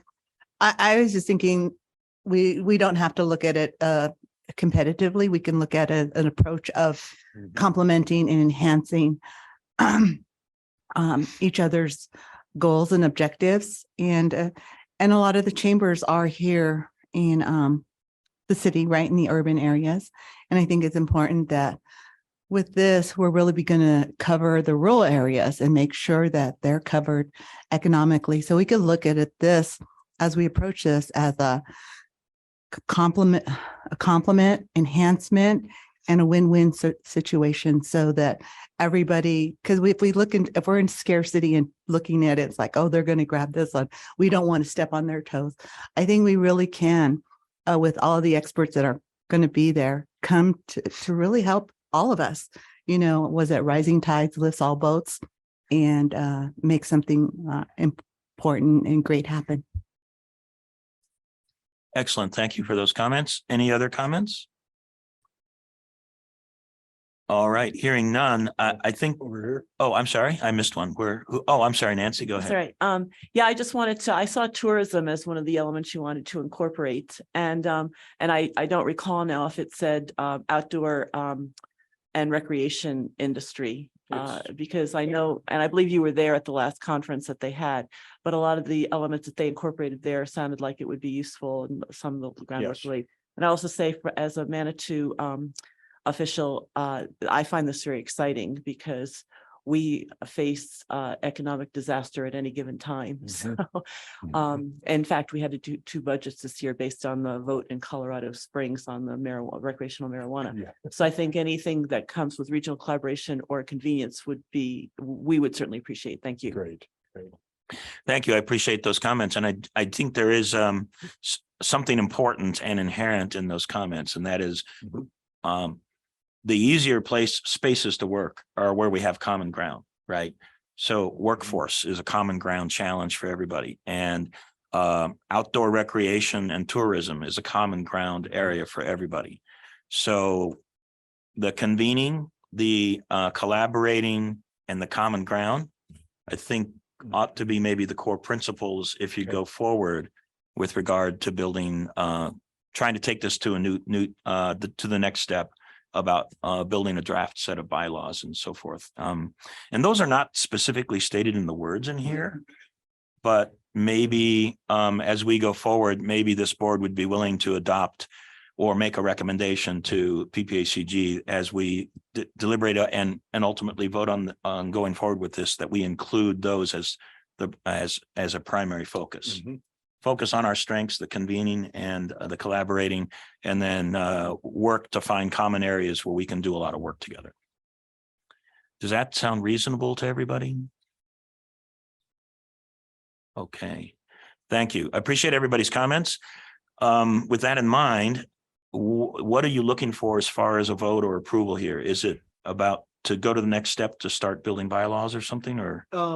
That'll be important, and we can bring back a draft of that next month. And as we get further and further into the details of how this is going to get organized, and Paul's 20-member strategy committee, it's going to be a lot bigger than 20 people I envision once we kind of get to that stage. The one point of direction we're looking for today is we need to, if we're going to move forward, we need to execute a grant agreement with OEDIT at the state level for the $40,000 grant that they said that they would make available.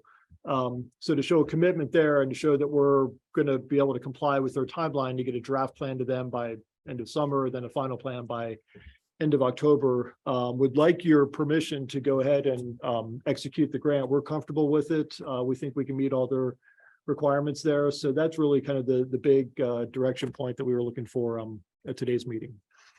Okay, great. So I think that would be a motion to approve proceeding forward with the grant. Yes. Is that appropriate? Okay.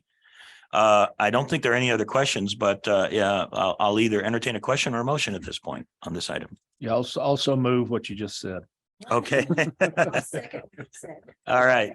That's a motion on what he said and a second on what he said. So, but given that, before we vote, does Andy, do you feel like that direction would be clear?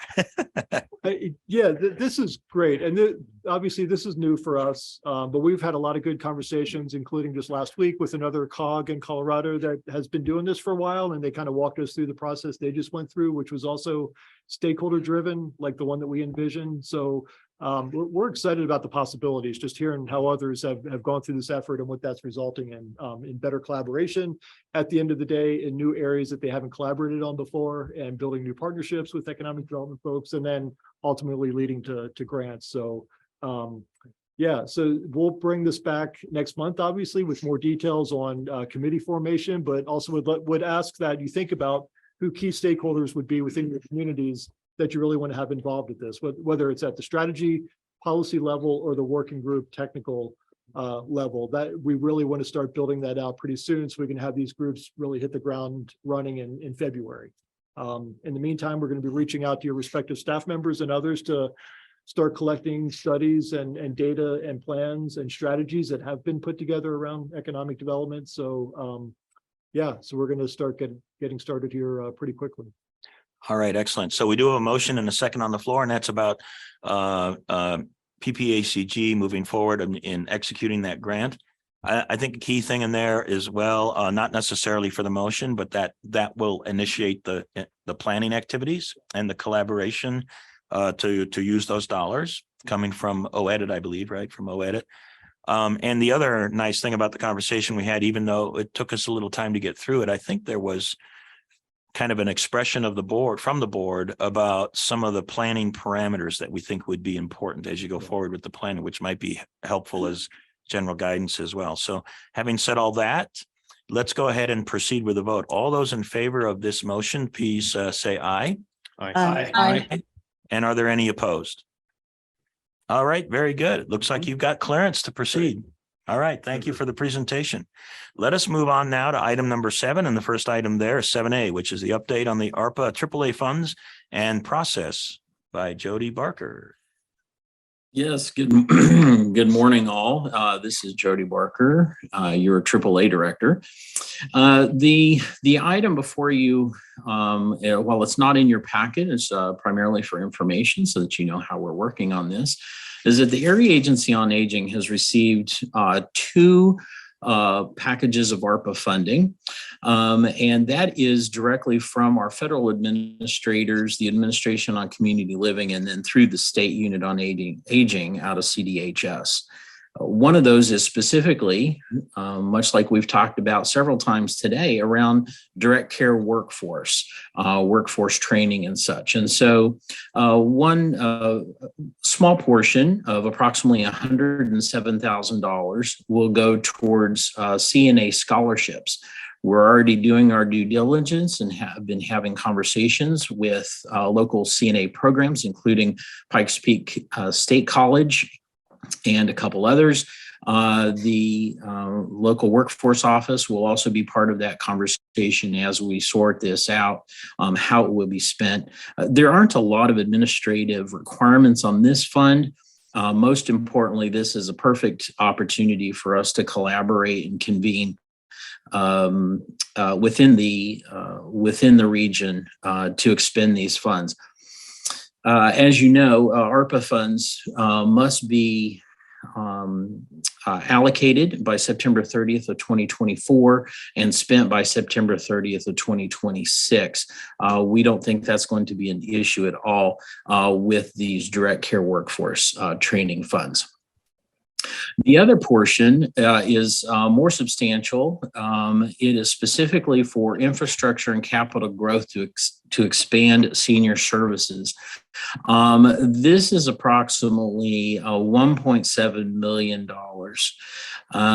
We are going to be managing it separate from our traditional contracts. Because this is an opportunity to work with projects, either with our current contractors or others, in opportunities that we cannot use our traditional Older Americans Act and Older Coloradans Act funding. So we're really excited about that. Where we are today, we've already started some discussion. And again, coming back to that collaboration and convening, we've started having some conversations and introductions with some folks in Park County, including our very own Mr. Dick Elsner.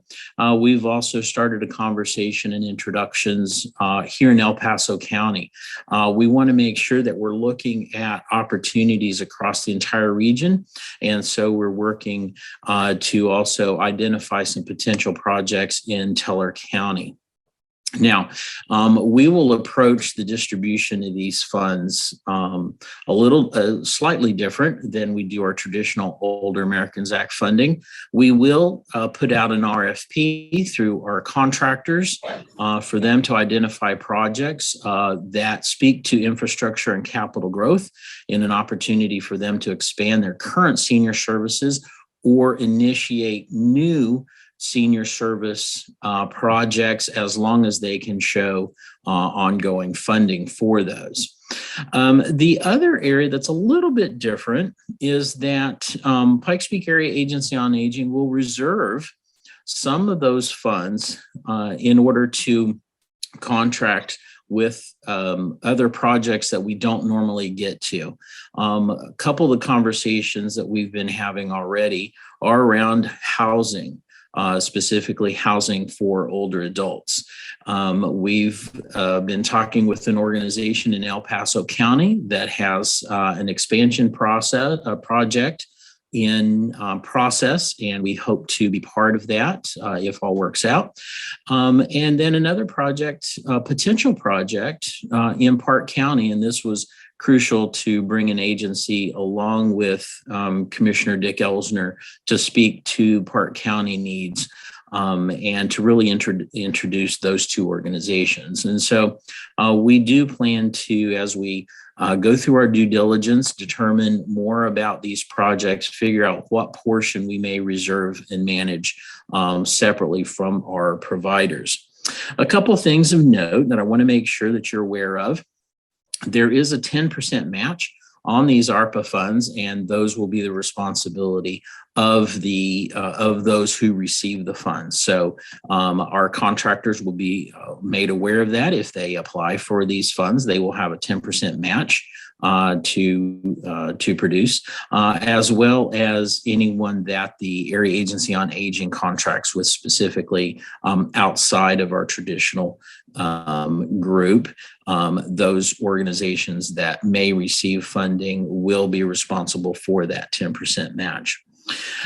This funding will be managed similar to our other funds and administered and tracked very similar. So we will put out the RFP with a timeline to our contractors. They will submit their applications to us in our systems here. Then that is reviewed by staff along with members of the Regional Advisory Council, the RAC, and that group, that subcommittee is known as the TRS, or Technical Review Subcommittee. Staff and the TRS will review those applications. They'll need to meet the specific requirements of this ARPA fund. Again, these will not be for current programs. These are for expansion or infrastructure intentions. The TRS then makes those recommendations to the Regional Advisory Council. Once the Regional Advisory Council accepts those recommendations, they will make their recommendation to the Board of Directors. That is our flow. We're a little different now. The Regional Advisory Council is our federally mandated advisory council. We do not go through the CAC. And since that was brought up earlier, thought I would give that flow for you as well. Our focus internally is to look at opportunities where the AAA may be able to support older adult housing, because that is something that we currently do not have funding for within the Older Americans Act and the Older Coloradans Act. But just wanted to share this with you. Expectations and timelines are still being worked out. We have much to do yet around the specific language in the RFP RFP, but once it's ready and a timeline is established, we will work with our providers, much like we do with some of our other funding sources. And that will be brought to the board in the coming months as we determine those funding recommendations. That's all I have for now. Are there any questions? Are there any questions from any members of the board? Yes, go ahead. Yeah, one question. This is Councilman Donaldson. I know you mentioned, I think 1.4 million was the second amount. What's the total? Yeah, sure. That actually is spendable of approximately 1.7. The full amount is 2.345 million. Okay.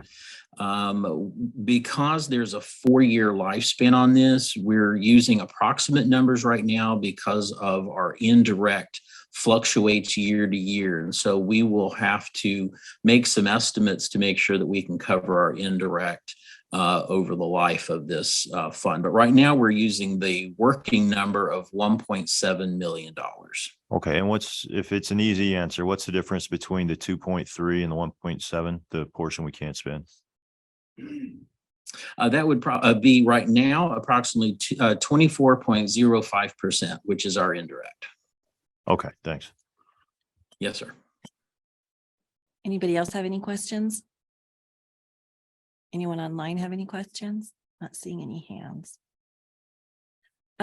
I do have one question, Jody. When you talked about you were reserving some of the money for housing for older adults, is a portion of that going to be for affordable housing or all of it, or how are we doing that? Yes, thank you, Mayor Thompson. That's exactly the train of thought that we have as well. We're looking at opportunities specifically for affordable and accessible senior housing. And so right now it's just all in due diligence. We don't have a whole lot of details. We've had one meeting in each county, Park County and El Paso County right now. One project has received some other funding and has a tentative timeline that we could provide some investment in to help support that program. The other in Park County is nowhere near shovel ready. Our primary conversation for Park County was introducing Commissioner Elsner to an organization who is interested in building affordable senior housing or a mixed affordable housing project in Park County. And so as part of our due diligence, we're making those connections right now. We don't have specific dollars in mind yet. Those will come as we continue our conversations.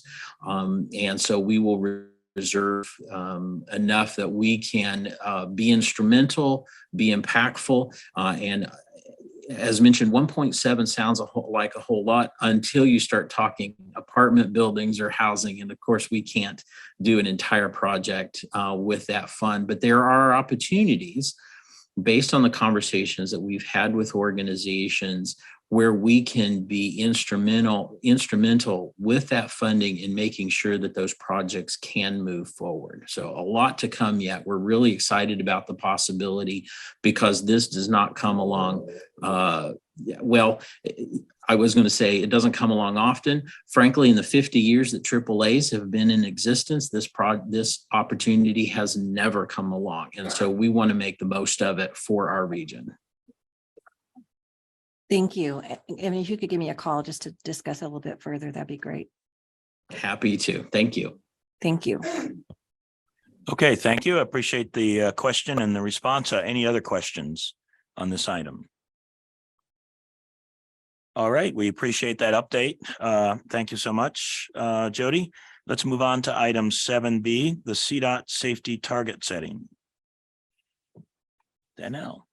Good morning again. And I will mostly be handing this over to David Swenka from CDOT. But this item is an annual agenda item for us. Every year, CDOT is required to set new safety targets based on their updated data. And then you'll also be seeing this in future months as an MPO. PPACG is then required to either support those targets set by the state or set regional targets of our own. In the past, we have chosen to support those set by the state. David, if you'd like to talk a little bit about the safety target setting process and what our new safety targets are, that would be wonderful. Sure, I'd be happy to. Thanks, Danelle. Thanks for setting that up. You gave me a lot of narrative there. But yeah, so every year we do this. We go through the calculations and the forecasting based upon the last 10 years of crash data. This just to see where the trends are going. And for the calendar 2023 targets, which is a 5-year average. So what you see with the numbers there, the 668 reflects the 5-year average, including 2019, 2020, 21, 22, and 23. Of course, 22 and 23, we do the forecasting for. And for the 5 measures here, you see fatalities. We came up with a 5-year average of 668. And comparing that to the number of fatalities we had last year in 2021, 691, you can see that kind of factors in the increasing trend we've been seeing over the last couple years. And in fact, right now for 2022, calendar year 2022, we're at that 691. So we're going to be higher than where we were last year in fatalities. I think our forecasting models predicted a little over 700, and we're going to be on pace for that, if not slightly higher. And this also reflects the averages in the rate per 100 million vehicle miles traveled at 1.262, and you can see that kind of reflects the increasing trend there as well. Serious injuries is a little bit harder to nail down. We haven't been seeing that consistent increase, but we do expect to see an increase there as well, along with the rates. And of course, the last category there, non-motorized fatalities and serious injuries. These are crashes involving pedestrians and bicyclists. But we could look at the graphs here on the next slide real quick. And really, you don't need a prediction model to see what's going on here. The fatality increase is pretty evident, and that's reflected in our target setting as we expect to be over 700 this year, and as well for calendar year 23. And again, going over the 5-year averages, the averages to that 668 for over 2019 to 2023. Go ahead and go to the next slide, please. Like I said, the serious injuries, it's not as definitive as a trend, but really, and there was a little, what we consider to be a little bit of a blip or an outlier in 2020 because it's a pandemic year. The reporting was quite different, and you can see that effect there. It's almost something you would throw out in the forecasting, but we do expect serious injuries to be increasing along with the fatalities as well. And next slide, please. And this just goes through a quick comparison of what we've been seeing from 2019 to 2021. And again, you can see that pretty steep increase in fatalities. The serious injuries, not quite so bad, but you still see an increase there. The rates, of course, are comparatively going up as well. And in just about every category, we see elevated levels going from 2019 to 2021. You can see there for pedestrians, motorcycles, impairment, all of them are up. Bicycles is a little bit of a bright spot that hasn't been hit as hard. But overall, it's not a great picture for the state right now, and we're hoping to find ways to address on making things safer out there. So with that in mind, any questions or comments? Are there? Yes, please go ahead. Yeah, Mayor Dixon. I see you've got suspected impaired factored into the assessment. Do you also maybe have speeds factored into the assessment?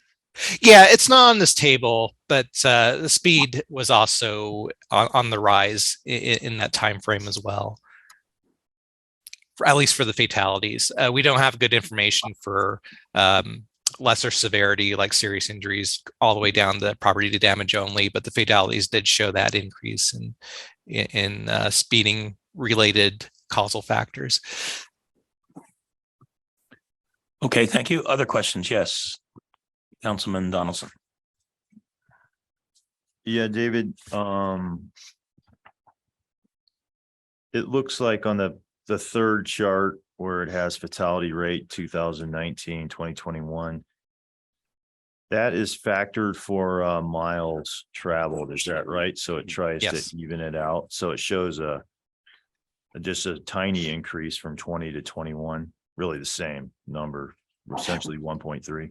Right. The just because 2020 we saw a pretty steep decrease in travel because the state was shut down for a number of months. But yeah, the rate itself didn't increase greatly from 20 to 21 just because more people are traveling, and that equated to more fatalities. So that's a good observation there. And I don't know if you study this, but we have a shortage, of police officers in Colorado Springs. And I think that's a statewide trend, a national trend. I think there are less vehicles being pulled over. I know in some cities and some states, they now don't pull vehicles over for things that you used to get pulled over for, like lights that aren't working properly, or there's like 4 or 5 of them like that you used to get pulled over. So do you think part of this, or have you looked at this, is kind of a weakening of our traffic enforcement? So it's leading to more dangerous driving? I would say it's a contributing factor. Is it the main factor? No, it's going to be a mix of many things, but I do think that's part of it. And you can see the effect of that reporting in the total reported crashes from 2019 to 20 and 21. And that's not just because there's less crashes out there. It's just because the reporting structure of there's less law enforcement reporting on the lesser severity crashes. So yeah, you can see that a little bit reflected in there too. Vehicles have become, increasingly safe, right? They're more survivable the way they are now. Is there an effort? I guess law enforcement isn't going to be the effort from the state. That's not going to be it. Is there any effort to try to decrease the trend? What is the effort? Oh, there was talk about complete streets earlier, about addressing some of the more vulnerable roadway users like pedestrians and bicyclists, and the state is taking on more initiatives through their strategic planning to address safety and maybe supplement the funding or supplement our processes and design to considered safety in all of our projects. So I could speak for that on the CDOT side for sure on those efforts, but it's one of those things where it's a shared responsibility, and from the driver on to the governments, that it's sort of a collective effort to try to address things, even all the way up to legislatively as well, Sure. As far as the primary seatbelt and helmet laws, those are a factor as well. Okay, thank you. Thank you. And I see that Nancy Henjum has her hand up as well. Please go ahead. Yes, thank you. I'm curious, one, about if you have any comparisons on Colorado fatalities to national fatalities in terms of increase, how we compare to other states, actually, is what I'm asking. On average, we're very similar. Our performance comparative to all the other states, we're kind of square in the middle of the pack, and that overall increase in fatalities is a national trend, and we're right in the middle of it percentage wise. So yeah, it's something we're seeing everywhere across the nation. Okay, and then just one other question in terms of the decrease in bicycle, a little bit of a bright spot, right? Yeah. What are your, maybe not a super long trend, but any thoughts about why that's improved? That's a good question. I mean, personally, I think Colorado is a very bicycle friendly state. And just anecdotally, just being around the Denver metro area, you see the installations of bicycle lanes and accommodations. So we're going back to that complete streets concepts. So maybe that it has had an effect in the last couple of years. Right now for 2022, I think we're at 12 fatalities. So we might fall. It might be a decrease from the 15 we've seen in 2020 and 21. I mean, still 12 more than we should have, but certainly it's going in the right direction as opposed to some of the other categories. Great, thank you. Yes, and yes, Roland, go ahead. Yes, sir. In comparison to the rest of the state, in our 3 counties here, are we a safer area, or is the state in a whole, we're like I-70, I-25 corridor, or I-24? Where are the hot spots for all this kind of stuff happening? Yeah, it's a very good question. I wish I had that information on hand. But I do see that like El Paso County has a pretty big share of the fatalities for the state. I think like for this year, we're closing in on 700 fatalities, and El Paso County alone has 77 of them, and Colorado Springs has most of that at about 50 or so. And but if I might actually add to that a little bit, I do believe that El Paso County does have a higher per capita share of fatalities than like compared statewide. But I'm going to make another point as well. El Paso County has not received its fair share of road investment from the state on a per capita basis either. And when you try to compare, say, like, I'll just generally say, compare Denver to Colorado Springs, if there's more investment on a per capita basis, a basis in Denver, which is true, a lot of that work would have been for safety considerations, right? And there's been more investing in Denver from the state than there has been historically in Colorado Springs. Now, I'd say recently things have been going really good as far as CDOT and state investment in our local area, but historically over the last 20 years, that hasn't always been true. So while the numbers might be higher in El Paso County, I think there is an explanation for that reason, is that the state hasn't always been investing here as much as they should have. So I didn't mean to step in your way there, David. You might have had some additional comments on that. No, I don't disagree with that. I know those decisions are largely made at the planning level, but certainly we want to have that more equitable distribution of funding, and make sure the areas that have higher overrepresentation of crashes or severe crashes get their funding to address them.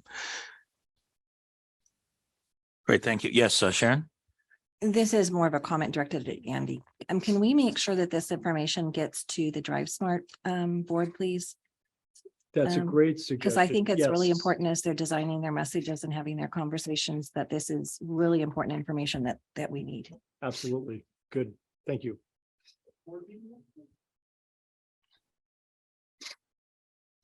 And but just a little bit more comments that I have, and this is based on some of the research I did when we were looking at getting the gap funded and so forth.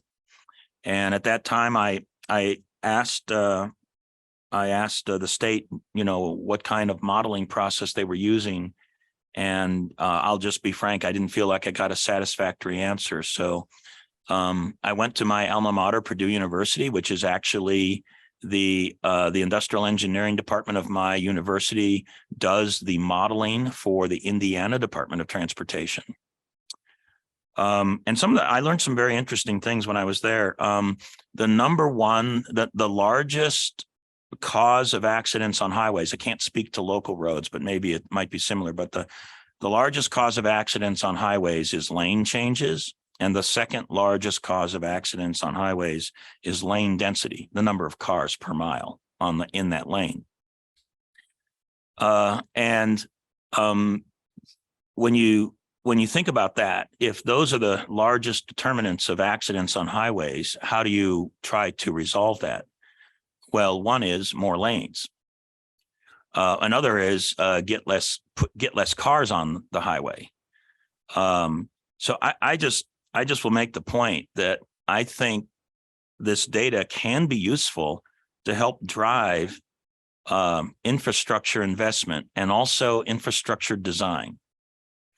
I just found it interesting what I learned when I was working with the industrial engineering department of Purdue University, and what they were telling me in the analysis that they had done for that state.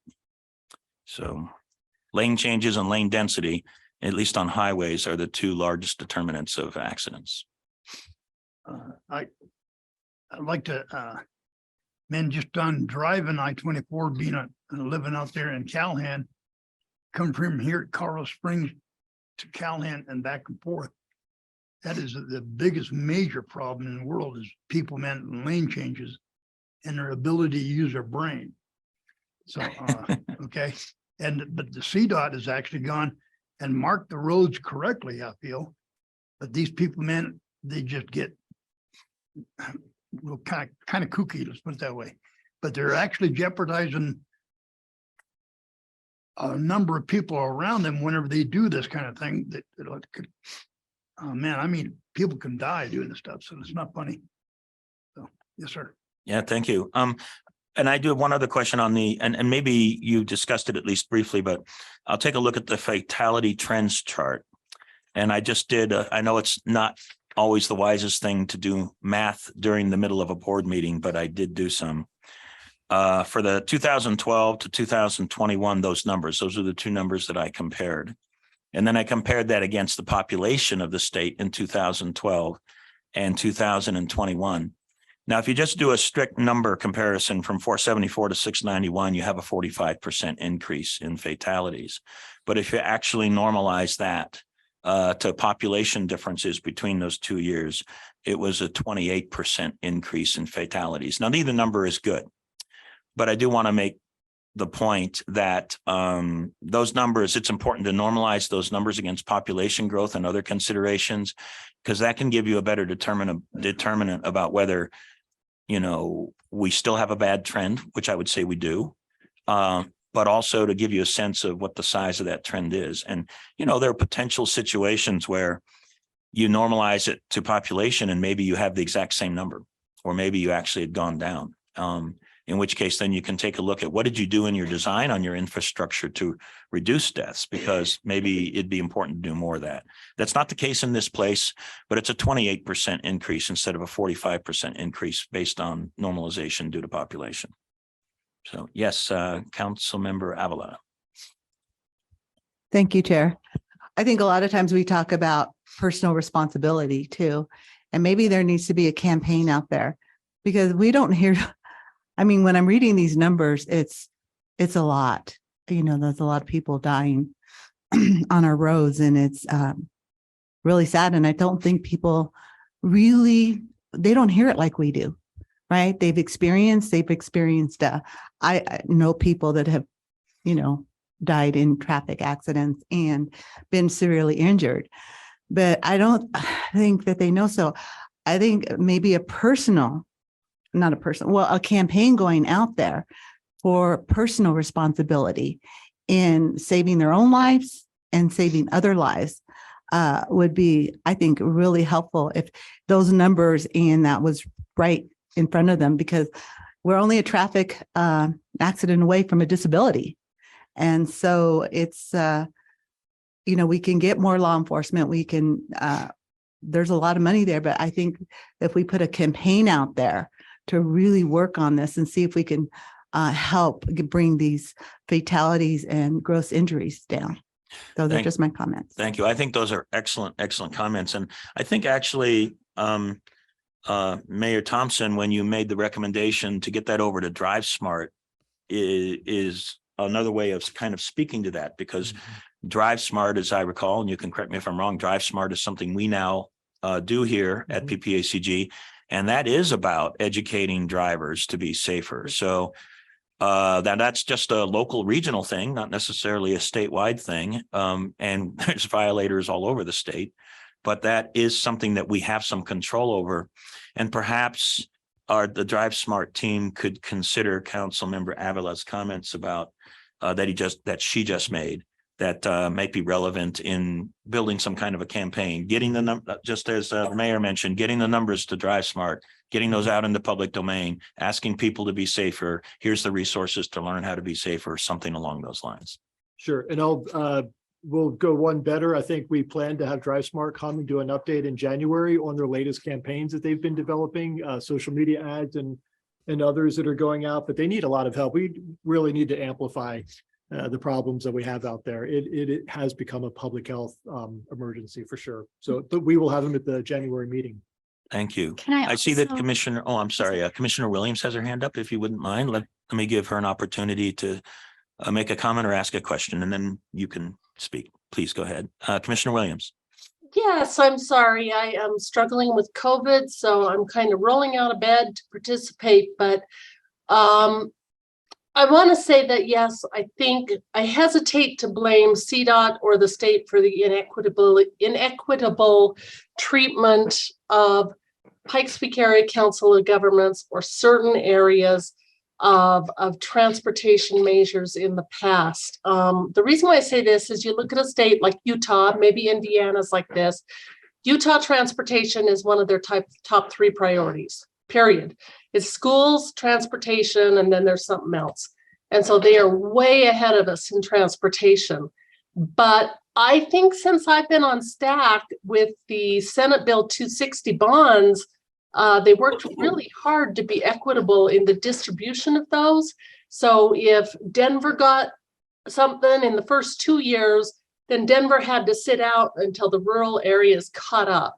And so I think the bigger problem is not the inequitable distribution of monies, which I will point out one inequity that's going on, but it's the lack of commitment to transportation.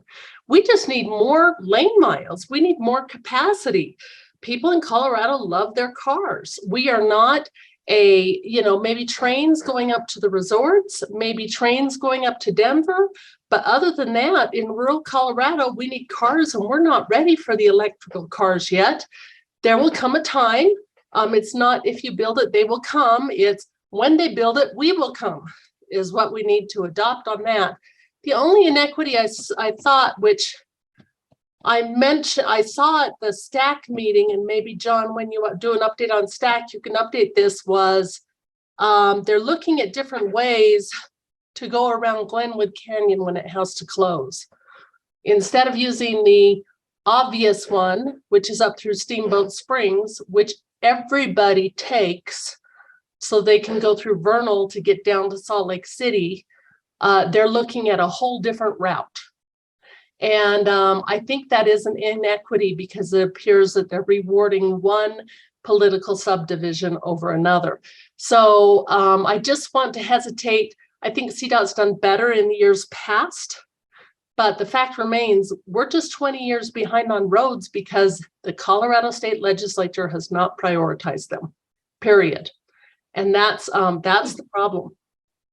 Thank you, Commissioner. I appreciate your comments. And Danelle, you had something you wanted to say as well. I did. I just wanted to make the board aware that our transportation group has a small effort going on to do a basically a survey and a coordination effort for a traffic safety education review. So basically, enlisted a contractor to help us with this, but we're reaching out to groups that do outreach or education efforts related to traffic safety. And we're putting together kind of a matrix of what the organizations are, what they do, any gaps that may exist, so that hopefully we can help folks collaborate better in the future.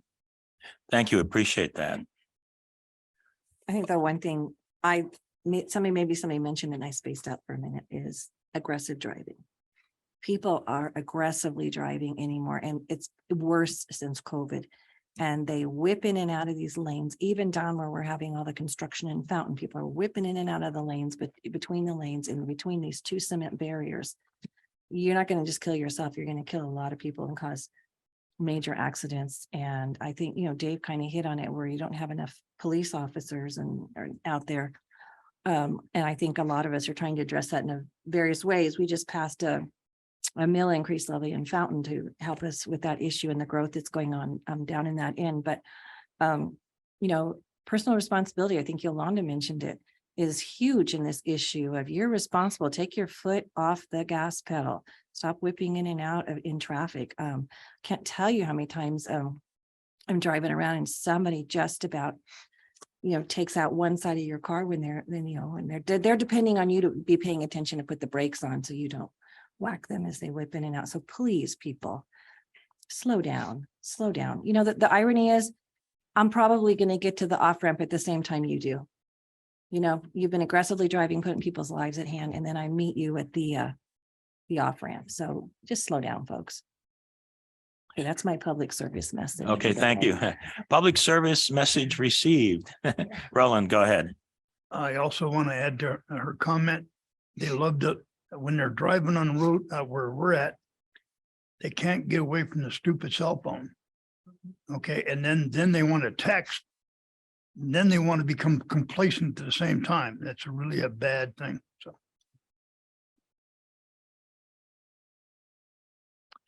And I just thought, based on just a moment, Colonel, based on Commissioner Williams' comments, I just did a quick look to see what kind of infrastructure investment Indiana does annually in the roads, and it's $1.2 billion a year. So not the hundreds of millions that we do, but billions, or low end of billions. Okay, Colonel, go ahead. Just a comment on kind of from a military perspective and mentioning, and I know these are all whole state numbers. And you mentioned that there was a higher rate here in El Paso County. And I don't know if this would be something you would do, David, or Danielle, more at your local level, but is there an impact of the transient population we have here with the high concentration of military here and people coming? And I'm a native New Englander, so I mean, winter driving is my favorite winter sport. But there's a lot of people from down south. They may not be familiar with the conditions and the weather. Does the analysis go into where that may or may not be a factor? And then I have no power to do anything other than trying to coach people. But is there a way we help educate people who are transplants on just how to drive in this stuff? I don't know if our research gets that refined. I don't believe we do at the PPACG level. David, do you at the CDOT level? Not really. We don't get too much into that in our crash data just because it's not as supported. I mean, sometimes you could see driver license plates from another state or stuff, but it's a very tough connection to make with what we have. We could check on the Drive Smart angle because that's where the law enforcement folks come in and they collect some pretty detailed data when they have a serious or a fatal crash. So that's a really good observation. But extending that further, we would love to work with the military installations on how to get that message out there as we develop our messaging. So we'll talk more for sure. Yeah. Yep. Good. And I don't mean to turn this into a political statement, but 2012 was the year that marijuana was legalized in Colorado as well. And I think that has an impact. There's a social cost associated with that. So. Okay. So this item will come back later for adoption of what the actual targets are, correct, Danelle? Correct. So PPACG we will likely be looking to support the state's targets I believe we need to do that by February, so I believe we'll bring it back in January and have additional discussion. Yes. Just be my final question, Mr. Chair. Is there any teeth to these targets? Do you get anything if you are better? Do you get anything if you're worse? There is not any financial benefit to us to setting our own targets, which is why in the past we've chosen to support CDOT's targets. But what do the targets do? I mean, And I'll step in here to answer that. And that more has an impact on at the state level of how we can spend our federal funds. But at the MPO level, it doesn't have that sort of tangible effect, at least not directly. okay, is it, this is just for my knowledge and others' knowledge.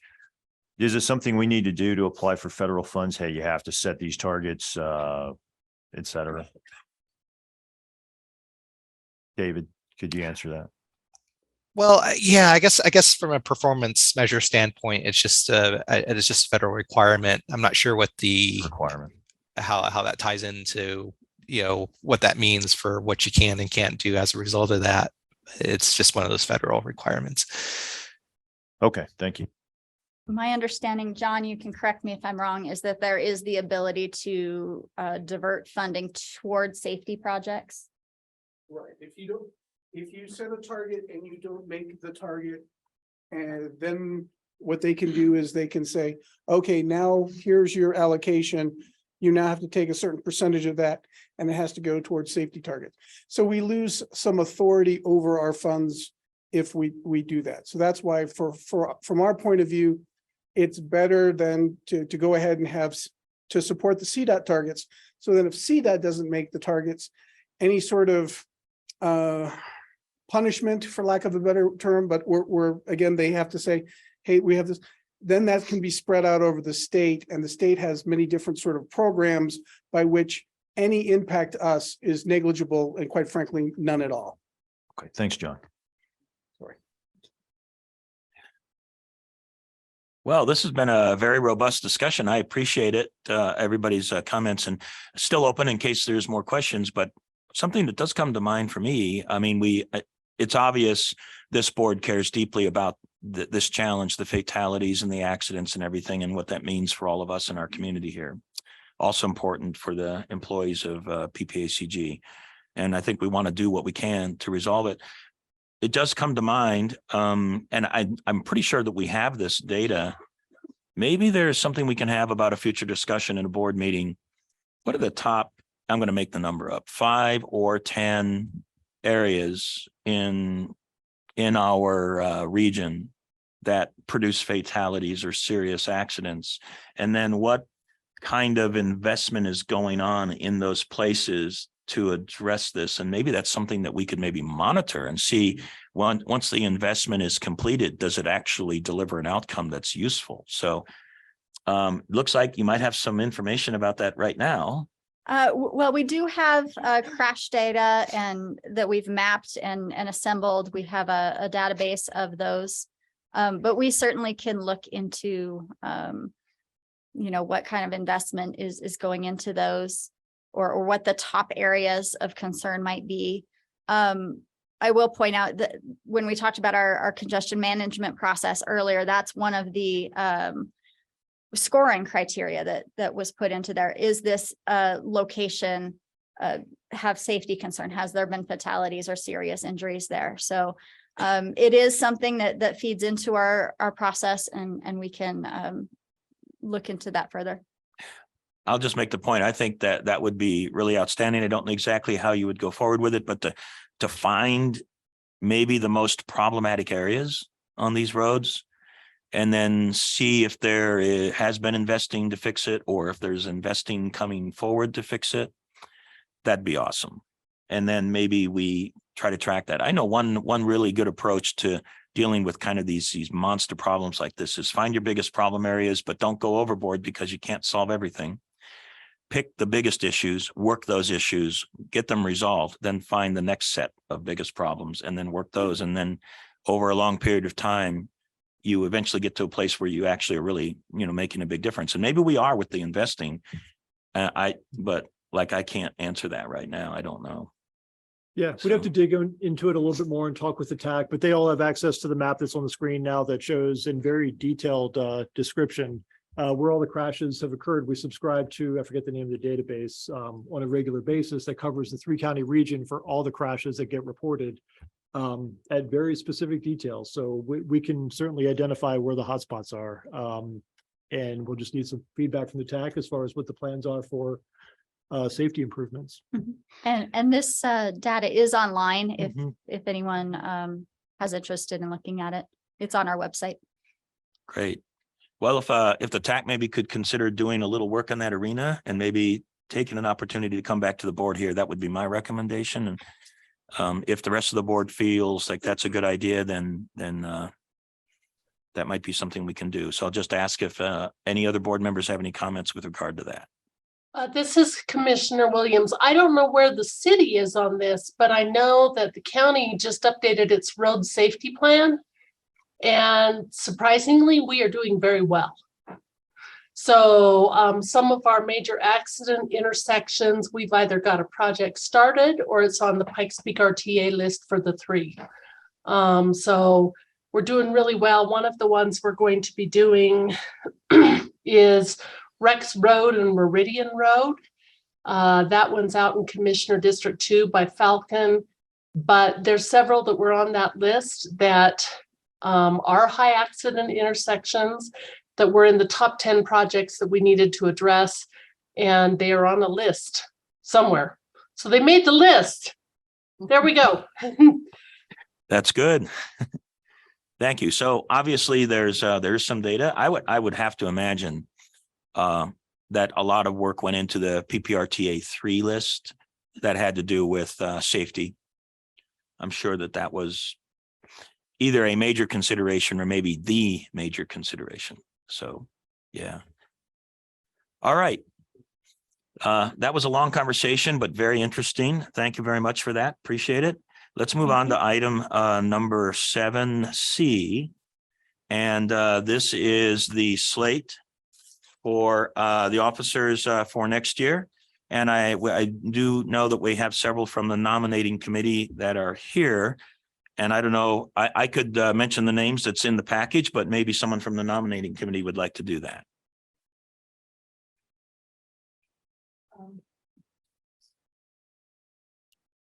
Thank you, Chair. So Cammie Bremer, and who was the other one, Andy? Mayor Pro Tem Kelly Case from Woodland Park. Yes, Kelly Case. They did the heavy lifting. I was really ill during that time and I couldn't make the meeting. And so they made the recommendation. They did the heavy lifting, and spoke with Andy, and I thought that was a excellent recommendation that they made. And so we like the slate and hoping that all of you will support it. Great. And thank you, Councilmember Avila, and Roland. I think you were on that nominating committee as well, right? Yeah, I myself got tied up in some personal business, really heavy on that day, but with Andy's help, and I was able to support what these ladies actually meant, come forward with. It was exactly what I had in mind. So I think that I want people to accept them as our nomination. Okay, great. I guess with everybody's permission, and you might have the package and you're staring right at the names, but I'll just go ahead and give the names for the recommended slate for the 2023 board officers. And that's the chair, Sharon Thompson, first vice chair, Dick Elsner, second vice chair, Holly Williams, treasurer, Eric Stone, and secretary, Dave Donaldson. And I do see there is a recommendation here to accept the proposed slate, but it's in the information section. I know the formal vote will be the January meeting. Do you need something from the board at this meeting? I don't think you actually need to take a formal vote. You're just basically accepting it. If you have questions back to the nominating committee, you can ask them to go back and do more work if necessary, I suppose, but no other action needed. You're just accepting it and then you vote in January. Okay, very good. Are there any questions from any members of the board regarding that slate for our 2023 officers? Mr. Chair, if I could, this is Kelly Case, Mayor Pro Tem from Woodland Park. Oh, yes, please proceed. I just wanted to make a comment that there was a logical reasoning of why we arrived where we did. We did have one additional applicant, Mr. Dixon, I believe, from Green Mountain Falls. And we don't want to discount his application and wanting to participate because he was one of the newer ones of those that wanted to participate in the board. We encourage him to continue to want to do that and just come forward again, because I believe this is an annual thing. And we wanted to honor those with the time served, and then hope that he would persist in that endeavor. So I hope that helps. I just wanted to have that information out there, and that's all. Thank you very much. Yeah, no sweat. Great, thank you. There you go. And I just want to make sure that the reference of time served in no way represents something resembling a prison sentence for being on the board. So Very well said. And yeah, it's just acknowledgement, really. yeah, thank you very much. And I felt that was a great opportunity for me to put a little levity in the conversation. So, all right.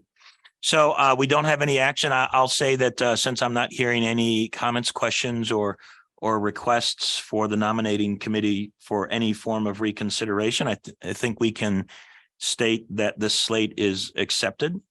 The formal vote will be in January. Are there any objections to going forward in that manner from any members of the board? All right, hearing none, let's continue to proceed for item 8. We'll go through 8A through 8G. There are minutes for some of those in the packet. And let's proceed now to item 8H, the CDOT monthly update.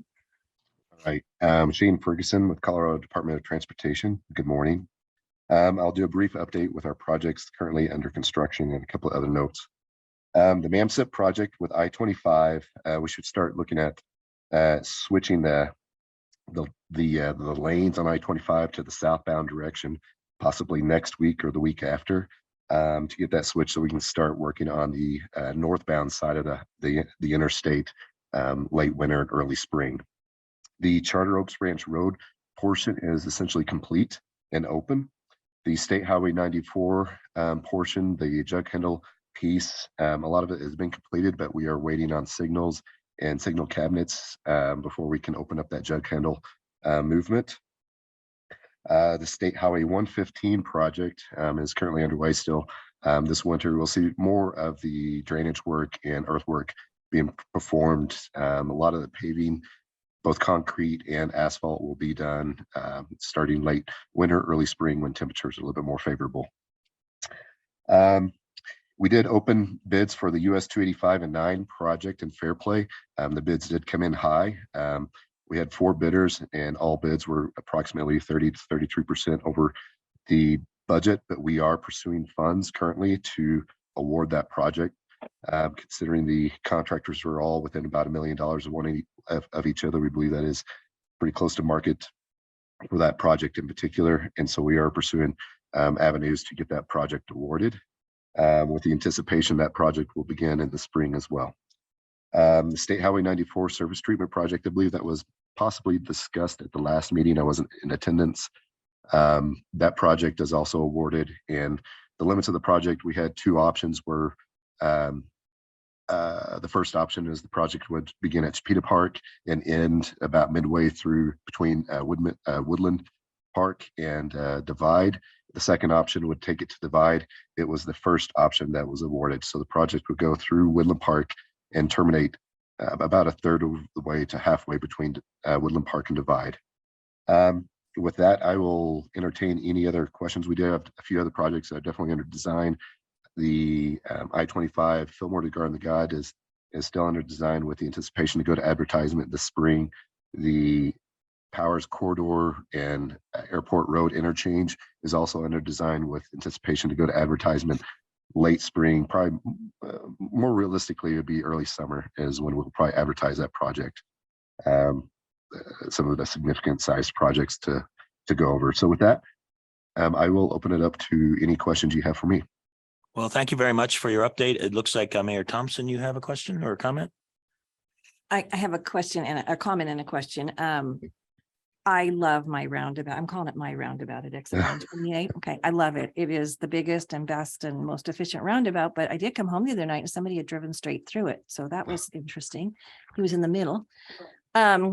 With that, and so I know it's a roundabout. You don't drive straight through them. I don't know what else, talk about some of these numbers we're just doing. I was just curious, they left the huge center as dirt. And so we don't have weeds pretending to be trees next summer, or is there plans to do anything in the middle of there?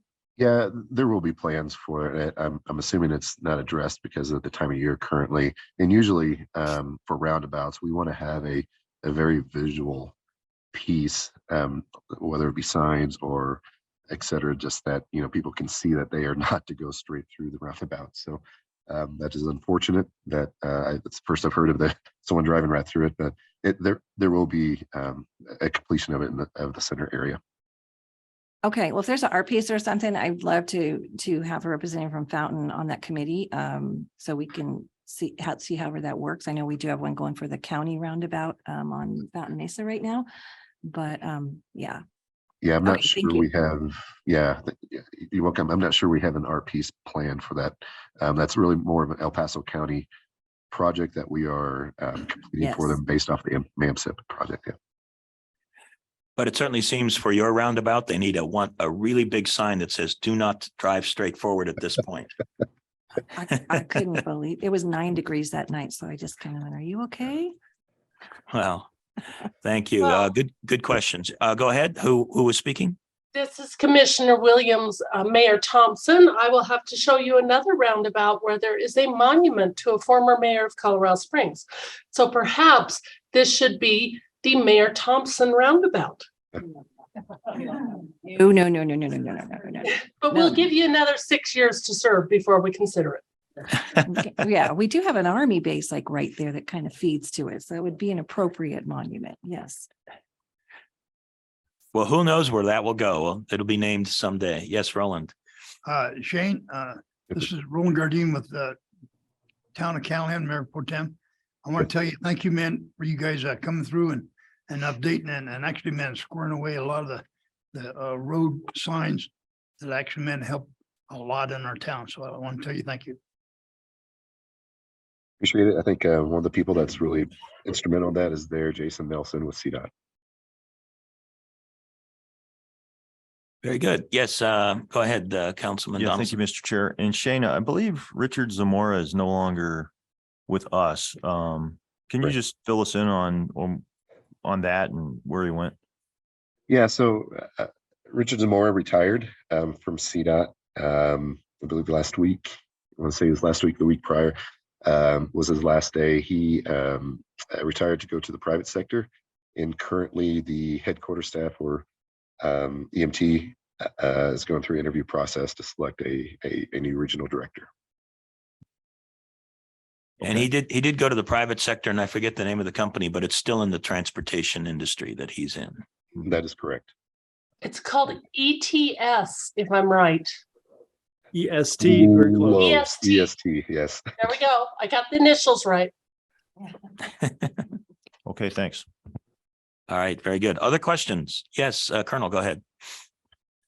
Yeah, Mr. Ferguson, just for the interest of those that drive out to Schriever often, the 94 jug handle, is there any plan to change or reduce the number of barriers and barrels that are out there, or is that all waiting on the signal equipment?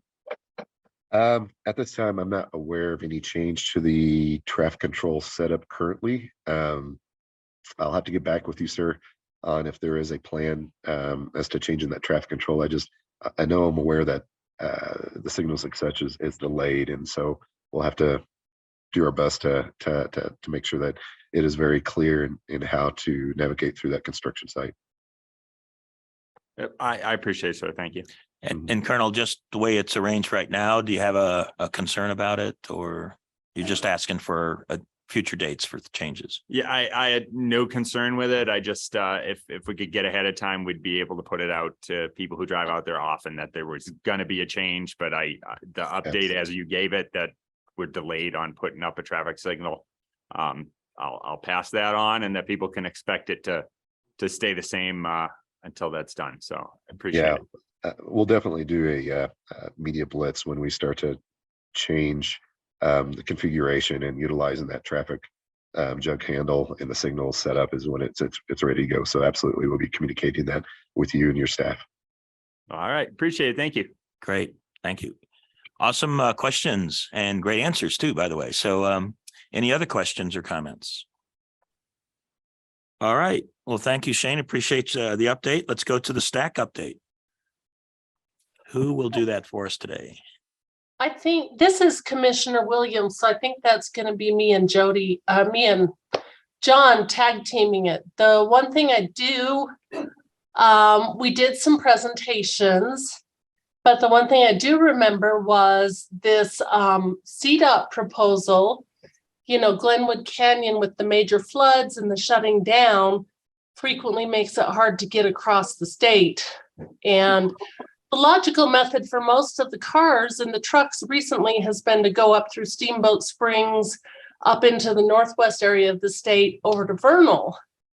And CDOT has decided to use something called South Cottonwood Canyon, John, if you remember that, which is not in anyone's 10-year plan. It just kind of came out of the blue, and I'm great because it's the second alternative route, but it just seemed a little bit out of sorts. And so that was the one thing that concerned me. Otherwise, we had budget updates, state legislative updates, and those kind of things. John, what else do you remember?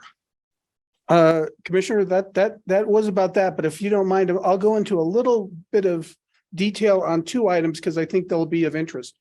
And Commissioner Elsner, I know you were on the call, and Councilmember Donaldson, you were there as well. So if you guys can help me fill in the blanks. But yes, Commissioner, as you stated, there was the different reports. The one that was the budget update. One thing that was of interest is that on a federal basis, there's what is called the August redistribution. So basically, we've always said if we don't spend our money, it goes back. That actually does happen. So what happens with the August redistribution, any state that doesn't spend their money goes back into a pot and then gets redistributed in August, hence the name August redistribution.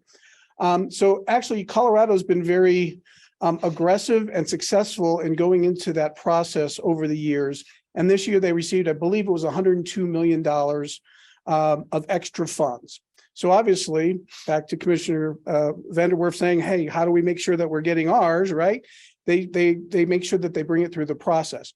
A portion of those funds are going to, it's recommended goes to a contingency or a cost overrun pool.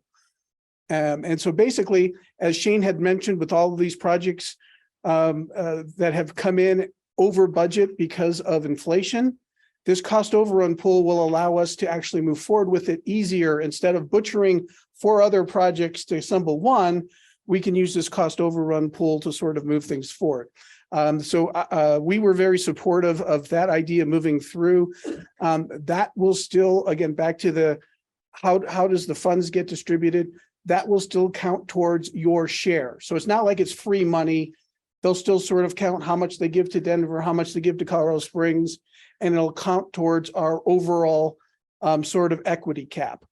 Then the other two things, like you said, Commissioner, was the sort of the with that 102 million was, well, we have these extra sort of projects, and that's where, again, that became more of a rural discussion of one place over another. And, you know, being from Colorado Springs, I was like, well, let them sort of sort it out. But the next item on the agenda, and this will be the last thing I bring up, was they talked about redoing their Transportation Alternative Program, or TAP funds. TAP is a 10% takedown from your Surface Transportation Block Grant funding, and it is then distributed to a state to divide amongst its different pools. So there's a certain pool that goes to Dr. Cog and PPACG, and that's our money. Nobody can touch that or tell us what to do with it. Well, I guess maybe they can, right? But then there's another part of money that gets spent anywhere within the state. And it's the anywhere within the state that they sort of distribute amongst the 5 CDOT planning districts. So when we're in District 2, our TAP funds come in, and is a process that's kind of handled by Wendy, and Wendy Pettit's on the line here. So Wendy, if I get any of this wrong, please chime in, because I think this is important for folks to know. The discussion was that CDOT was like, hey, we've got 15 different TPRs, and everybody handles their TAP differently. We really should have a process by which it is all consistent throughout the state. And like I said, because our funds have always run through Region 2, I was like, well, that's fine with me, because that's the way it's always sort of worked. But for some of these other transportation regions, and here's Commissioner Elsner, where you might want to chime in how it's worked for Central Front Range, but maybe not too much because you're in Region 2. They've had more control, and basically there was a huge pushback on CDOT, because they've gone from a lot of control of their TAP funds into what was perceived as CDOT taking control of that, and not sort of a, hey, this is the new way we're going, this is what we're thinking, what do you think? But more of a, this is the new way we're going to do it. So there was a lot of pushback, not only what they were saying, but how it was being handled, because it was more of a sort of, we've already made this decision sort of thing. So that was the big thing that blew up. And I think it's going to come back. The reason why it's important, and why I wanted to take a meeting that's already gone long and take 5 minutes to talk about it, is one, if you're in the NPO area, I want to assure you it doesn't touch our TAP, and we still have our control. If you're outside of that in your Central Front Range, Wendy, I don't know if you could take a minute and let people know if it will change what your process has been in the past, or if there's going to be a new process because of this change. Sure, John. Can you all hear me? Yes, thank you, Wendy. Okay, so in the past, this has kind of come full circle. You know, CDOT works in circles sometimes. So when I first came to the region, we had a statewide process that was kind of all uniform. And then we went to a process that was more region specific. And then when the law changed, we went back to something that was a little more region friendly, to be sure that we were able to encompass all the rural areas for sure. So here we are, we're kind of coming back full circle. As far as the applications go for our rural areas, which would include, you know, Park and Teller and your area there out to the eastern side of El Paso County, you'll submit your applications. And this is my understanding, but there may be some more clarity on that process this afternoon at a meeting that we'll have on a statewide basis, but you'll submit your applications. I think they're going to go to Denver this time around, or maybe they'll come to the region first for a check, and then they'll go to Denver, and they're going to have a statewide committee go through the applications to rank them. So we used to do something similar to that in the old days, way back in another lifetime ago. So it's not really that it's changing the process that much. I'm not sure what the emphasis areas. I know that the executive director has some direction that she wants to make sure that we're hitting with the TAP dollars. And so there's some changes to the application, and I haven't seen the application yet to know for sure that all of the information that I would like to relay to you today is available. So as we know more, I'll make sure that John has it and pass the information off to you. So basically that is what I know right now at this point. And I know that all of the folks sitting here on the meeting really depend on me to follow through on this process, but I have to tell you, I will not be here to do that process. So the application should kick off sometime in January is my understanding, and I will be retired as of January 31st. So I'm not sure who in our region is going to take that over, but I promise I will make sure that it goes to someone that will meet your needs, and you'll be in good hands. Is there anything else you wanted me to cover, John? No, I think that's it. And again, Okay. like I said, within the MPO, hopefully there wasn't any concern, but outside the MPO, I wanted to make sure that if you were at a league of cities and towns or a Colorado Incorporated meeting and someone said, hey, what happened about that stack meeting in TAP? Wasn't that wild? I wanted you guys to know what it is, and the fact I think we've got it covered and monitored. But that's my take on it. And so anybody else who was there, Commissioner Elsner, since you're Central Front Range, did you have huge concerns, and have we helped? Yeah, I have concerns, and I think you're helping. I'm not sure everything's been decided yet for sure on how it's all going to work.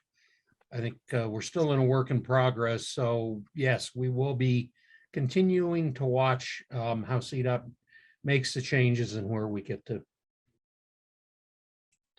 And I'll state my concern, and maybe it's something that Dick and John and I can get together and talk about some of the other rural commissioners. It might be useful. It seems to me there's a trend away from allowing STAC to really be a decision maker and guide the process. And the trend is more to, this is what CDOT's going to do. We'll give you a presentation, and then we'll make sure the transportation committee votes on it. And I don't know as if I'm the only one who's feeling that way, but it seems to me like they're trying to diminish the role of STAC. And that might be a conversation I need to have with Dick and John first, but it's been a little frustrating the past couple months. I would agree with you, Holly. I think they would like to get rid of STAC because we're kind of a thorn in their side sometimes. Well, and we need to be a thorn in their side. Otherwise, Denver and the metro regions would get all of the money. Right. And the rules would be ignored. Right. So Holly and Dick, remember that the El Paso County legislative group a few years back, I want to say it was probably about maybe 5 years back now, actually created a law that STAC is to be the advisory body to the Transportation Commission. There's a state law that's in place now. So there's no getting rid of the STAC. So I think that the most important thing moving forward is that maybe those rules need to be looked at and brought back to the surface if you feel that that's where things need to go. So have a look at that, because it's there. Your group there in El Paso County made sure that became law. Well, we will take that and run with it. We want to become more than advisory. We want to become advisory with a lot of weight. And I don't know what that answer would be. And I'm not sure exactly to what extent is, but it's all there, Holly, in that law. Okay, thanks, Wendy. Wendy, do you know that number of that bill? I do not, honey. I was just thinking about that. I'll get it and I'll make sure that it gets sent back, Sharon, to PPACG so they can send it out to you. Okay. Thank you. You're welcome. Great. I think, great. I'm sorry. Go ahead. And Dave. Yes, and if I could, because John just offered for those of us who listened in or participated to kind of give our view. And I think it would be useful for the folks in this room and online. I think there were two big concerns by the STAC members. A lot of them are county commissioners. One was when the state or CDOT was asking for them to kind of agree to this new committee, CDOT couldn't say who would be on the committee. And that was a big concern, because if this committee is going to be approving the projects in your TPR and ranking them, you'd like to know if you're going to have representation or not. And that wasn't clear. And then the second thing was, why is that central committee better, have more knowledge to rank these projects in various TPRs than those TPRs themselves? Seemed like pretty reasonable concerns to me. And John, maybe to me, those are the two big takeaways on the resistance to it. Yeah, no, that's exactly right there. So there was resistance, and I think what they came up with for now, and again, it sounds like Wendy will learn more, is that they're going to have at least one person from each TPR. So, or they're assigned. So if the invitation comes to you, Mr. Chair, and you don't want to go, you can send me. Excellent. I might be a good gun to bring to that knife fight, but whatever you want to do. Well, if it's a knife fight and you're a gun, then maybe we need to send you. So there you go. Yeah. All right. Thank you very much. It was a great conversation with regard to the stack. And I hope that we can continue to properly represent our needs and interests. And of course, we do have a transportation commissioner that we can always interact with. But if the stack is supposed to be an advisory body to the TC, we need to make sure that they get heard, if that's really what the role of that is. And I don't know how well that's working or not working right now. So, okay. All right. Anything else on stack? Thank you. All right, Andy, you're up for Thank you, Mr. Executive Chair. Director's report. Just a couple of items real briefly. Just want to announce that our Medicare open enrollment closed yesterday. It's really the busiest time of year for our AAA staff. It opens mid-October, closes December 7th. I just got a little bit of feedback from our folks that run that process, our small and mighty team. Really came up with a more efficient and streamlined approach by using an appointments only model, something we went to during the pandemic. So instead of a lot of people waiting for an appointment or waiting to see somebody in our lobby, it's now a little bit more structured, much more structured. So that's working a whole lot better, offers more flexibility actually to the clients where they can meet in person, by phone, or by Zoom, depending on the client's location and comfort level. And they appreciate that. And it's really worked very well with our AAA flow of work too. Plus, we've got a handful of volunteers that have helped out this year as in years past. But just really, we'll maybe in January recognize the great team that we have that kind of helps our seniors navigate that Medicare enrollment process. But just wanted to mention that, and we really appreciate all the great work that they're doing there. Secondly, just wanted to mention that we talked a lot about driver safety earlier today, but this week is Older Driver Safety Awareness Week. We found out by CDOT, and I think we have some guidebooks that actually Drive Smart Colorado helped update a couple of years ago to help our older drivers navigate transportation needs. We've got those available, I think, in the back of the room. Third thing I want to mention real briefly, earlier this week, our Mobility Coordinating Committee did its annual recognition of drivers that help our seniors and people with disabilities navigate our transportation system and provide transportation service. I think we had 5 service providers: Fountain Valley Senior Center, Silver Key, Envita, Teller Senior Coalition, and Goodwill actually recognize some of their drivers that have really gone above and beyond this past year, helping people that have specialized transportation needs.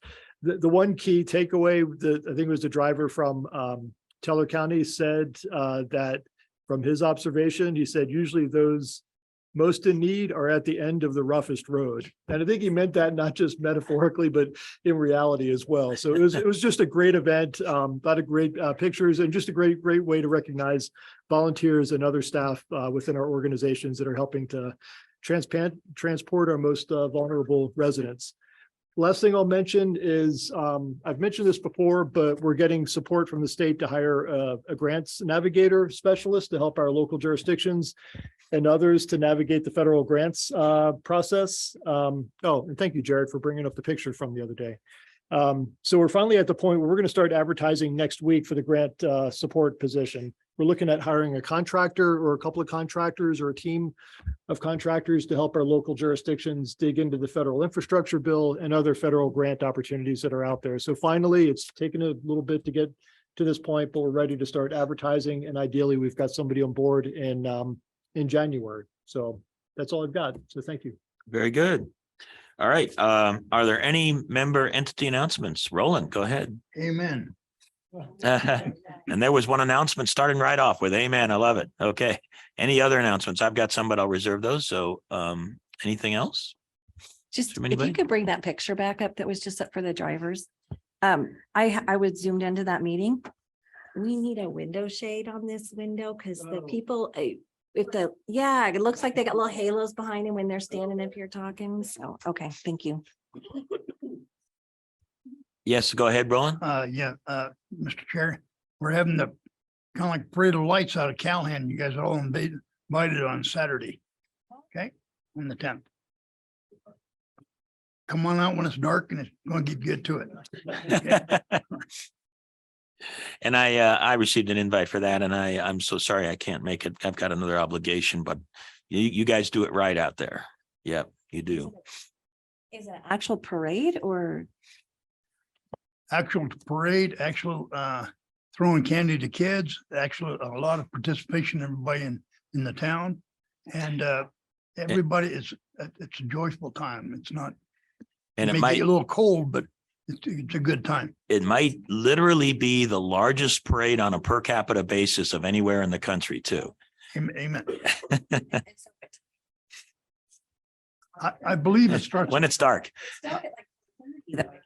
They're doing a parade at 4:30. So. I believe it's starting around 6:00, 6:30. Okay. Okay. All right. Okay, great. Any other announcements from any of our members? And I'll just make a quick announcement. And many public agencies have been doing this here over the last few weeks, but El Paso County did pass its 2023 budget this week. The two major things that we focused on were salaries, of course, because of the inflation that we've had. But the other big thing was roads, bridges, and infrastructure. We added many millions of dollars in additional budget for our roads. But I also want to mention just very briefly for everyone's benefit, because of the investing we've been doing in roads in El Paso County, and in particular, the investing we've been doing in replacing our old, outdated, frequently broken down capital equipment like graders, we've replaced over 200 vehicles, 40 of them were heavy vehicles. And that has greatly increased the efficiency of the labor workforce that we have.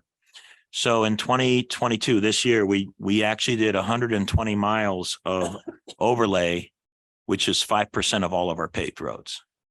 So that's actually a pretty substantial number for a single year. We did also over 70 miles of gravel, repaired a large number of bridges, and did a lot of other work. And a lot of that work also was in substantial work regarding our MS4 permit for water, which is part of our infrastructure that we have to deal with as well. So we've been able to do a lot of investing in that. And I just thought, since we've been talking about transportation so much, those numbers might be of interest for the people here for this team. That's what I have. And I'll just end with wishing everybody a great Christmas, a great holiday, a great New Year. And keep in mind that our next meeting, and Andy, correct me if I'm wrong, 11 January, is that our date? 11 January will be our next PPACG meeting. So again, everybody, please be safe over the holidays. Make sure you come back safe and sound on the other side. Look forward to our next meeting, and God bless to all of you. Thank you.